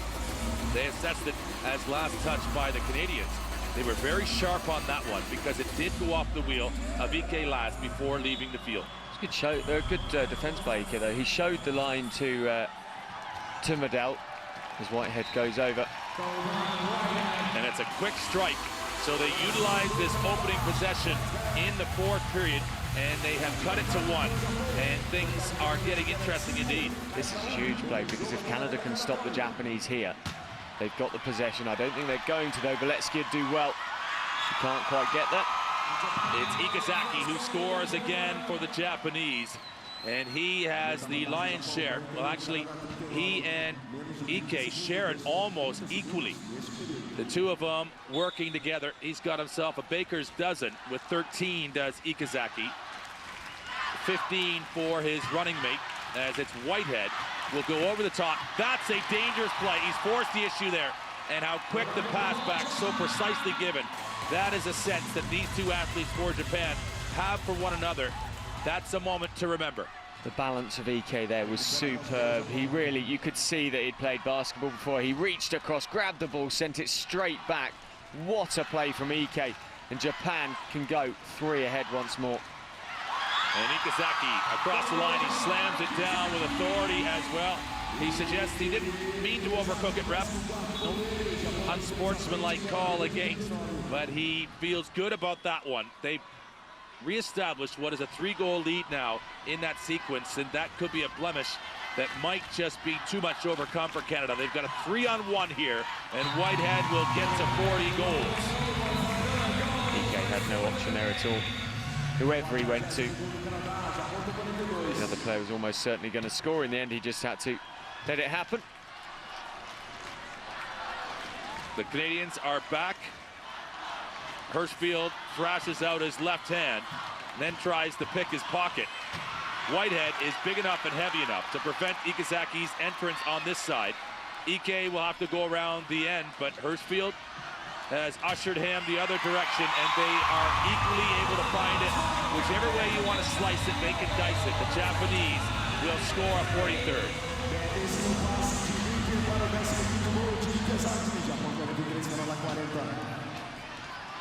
Whitehead taking a little bit of a bumpy road to try to get this ball across the center line.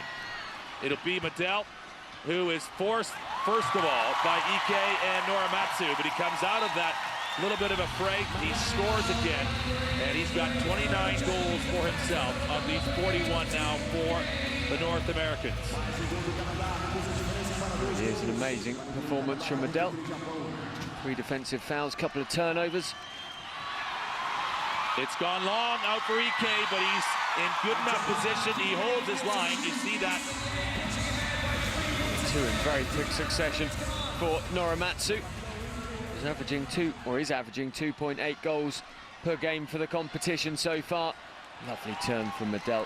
Super pace. He's got Hirschfield with him. And it's that crazy 8 movement from Zach Medel as he winds and twists and turns, and he doesn't need a lot of space in which to create an opening. He again across the line. And what he needs now more than anything, he's got Whitehead coming in, putting pressure on. This is good play, but Medel cannot get to Ikazaki in time, and you want to catch him early. But he'll throw on the brakes and settle things down for Japan. The Canadians much more forceful now.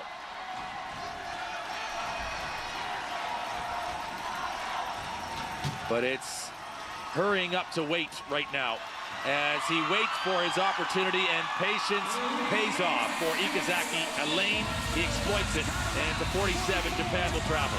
I was surprised there, the Canadians split their defense. Beletsky was actually up with the other 3, and they were quite high. She dropped off back towards the goal line, and it opened up the opportunity for Ike to take advantage, and you saw him go and hit Beletsky, and the Japanese got the goal. In, again, good position for Medel. You see how he dominates the scoreline for Canada. And it always brings that question when you see the equal distribution between the 2 Japanese players. Whether or not you, of course, aren't stronger with that balance in your lineup. It's proving a slight margin right now for Japan. This is Ikazaki, who with a couple different moves has had to slow it down. He goes back out to his number 2, and these 2 players interchangeable as to who really is the dominant force. Inside, right back in the tall number 21, takes it again. Their captain for Japan. They have a 3-goal lead.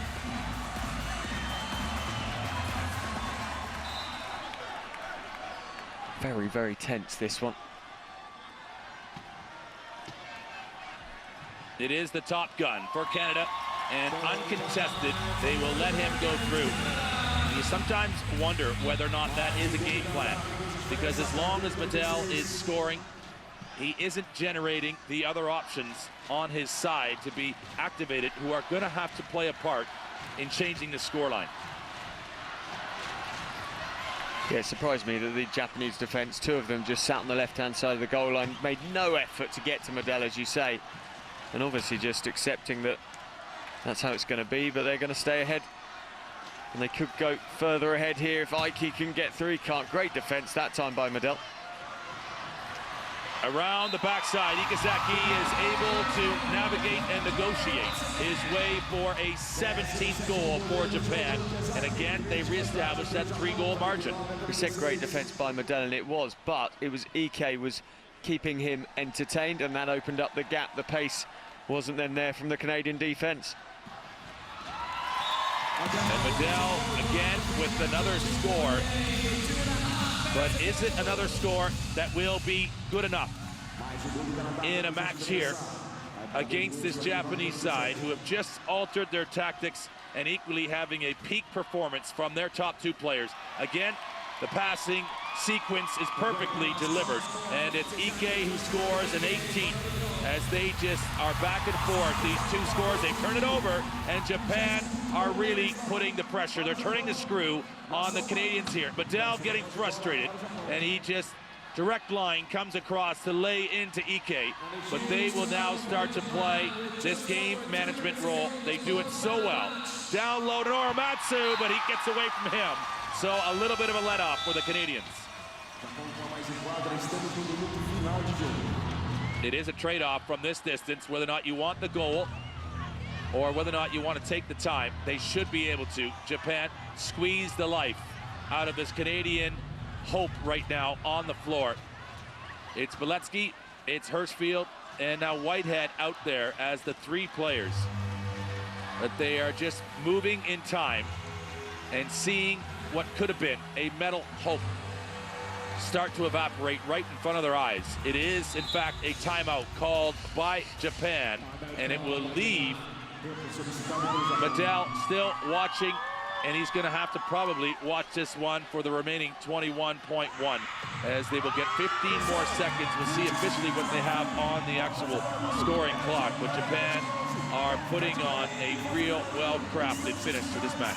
Well, it's a bit of a taste of his own medicine for Medel. He did this to the Japanese earlier in the game, and now they're just saying, well, you can now sit and watch whilst we wrap up the bronze. A historic day for Japanese wheelchair rugby. A fantastic day for them, and you have to say they've deserved it. They have been strong. They have been the cleaner of the 2 sides as far as overall ball maintenance. You see they've got just 10 seconds officially on their scoring clock. They'll be glad to score it. Out comes Medel. He'll get a chance now with just over 13 seconds to be involved in it. But it is really just details, as this will go up, and it will, in fact, be last touched by the Japanese. And Canada will utilize a substitution. In comes Wilsey, the veteran of the side, as well for Chan.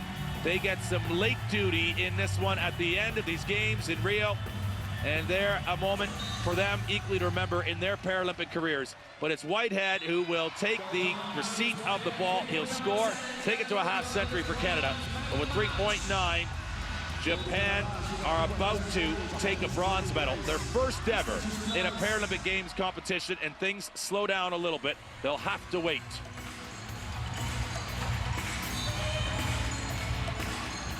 It's the inbound, and it's the Ikazaki, and in doing so, Japan in the wheelchair rugby are going to take their first ever medal at the Paralympic Games. It's going to be a bronze against the reigning silver medalist from London, and it's a moment in history for this sport as it grows and the dominance starts to spread around the globe. You see what it means to Ikazaki. He had his best team game of the performance, and he with his running mate Ike, they get it done when it matters most. It'll be the bronze medal to Japan. 52-50 over Canada. Well, jubilation for the Japanese and disappointment for the Canadians, no doubt about that. Here's Greg Westlake. The momentum went against the Canadians from the get-go. It did, and you can see how much this meant to the Japanese team. They're in tears, they're jubilation right now, they're celebrating. So they came out, they got to the better start, had a 4-point lead after the first period, and those leads are just hard to make up in this sport because it's tough to get stops. You can say all you want about the Pan American Games where Canada won the gold medal, but the Paralympics is the pinnacle of their sport. Therein lies the disappointment, but there is a bright future, right, for Canada? Well, everybody will tell you that the World Championships and the Pan Am Games are their pit stops along the way, but ultimately you want to win gold at the Paralympic Games, and unfortunately it didn't go Canada's way today, but every management would want a 22-year-old superstar to build around, and Canada has that in Zach Medell, so it'll be interesting to see if now they can play catch-up with the rest of the world. All right, nicely said. Let's get some Canadian reaction now from co-captain Trevor Hirschfield. Trevor, does it go back to the first quarter when they got the 4-goal lead? I mean, maybe that's simplistic, but does it? Yeah, I mean, they're a great team, and they put it on us early. And, you know, again, I think it was a lot of unforced turnovers for our part.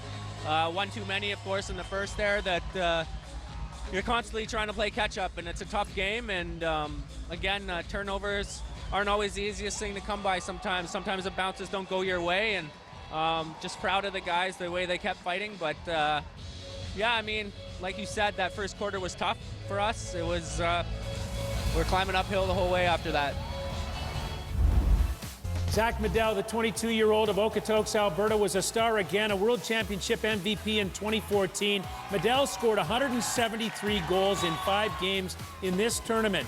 Still, he comes up short from a team perspective. Here's Zach. Zach, was there anything wrong with the game plan, or was it a matter of turnovers? What did you see? I think Japan just came out more fired up than we were. They were passionate about it. They played great. And I think we've been a little shooken up after the last couple losses and just didn't come out prepared for the game, it seemed. It seems like the guys were talking about playing maybe their best rugby against Australia. You know, what's happened since then, do you think? I think this is still the best tournament I've ever seen our team play. I mean, with the exception of today, maybe yesterday, that was one of the best games we played the States. They played their best game, beat us the day before, played Australia great, and I just think that it's such a deep pool now in wheelchair rugby that any team could come out with a medal around their neck. For Japan, a great performance from a rising power, the first ever medal for them in wheelchair rugby at the Games. Canada came in with high expectations. The Pan Am champs, the Paralympic silver medalists in 2012. It was not to be for the Canadians. Still to come tonight, 6 p.m., the rugby gold medal match, Chuck Aoki and the USA versus Riley Batt in Australia. Then at 7 p.m., Greg Westlake joins me for the closing ceremony of the 15th Paralympic Games in beautiful Rio de Janeiro. Thanks for watching, and we'll see you soon for more of Rio 2016.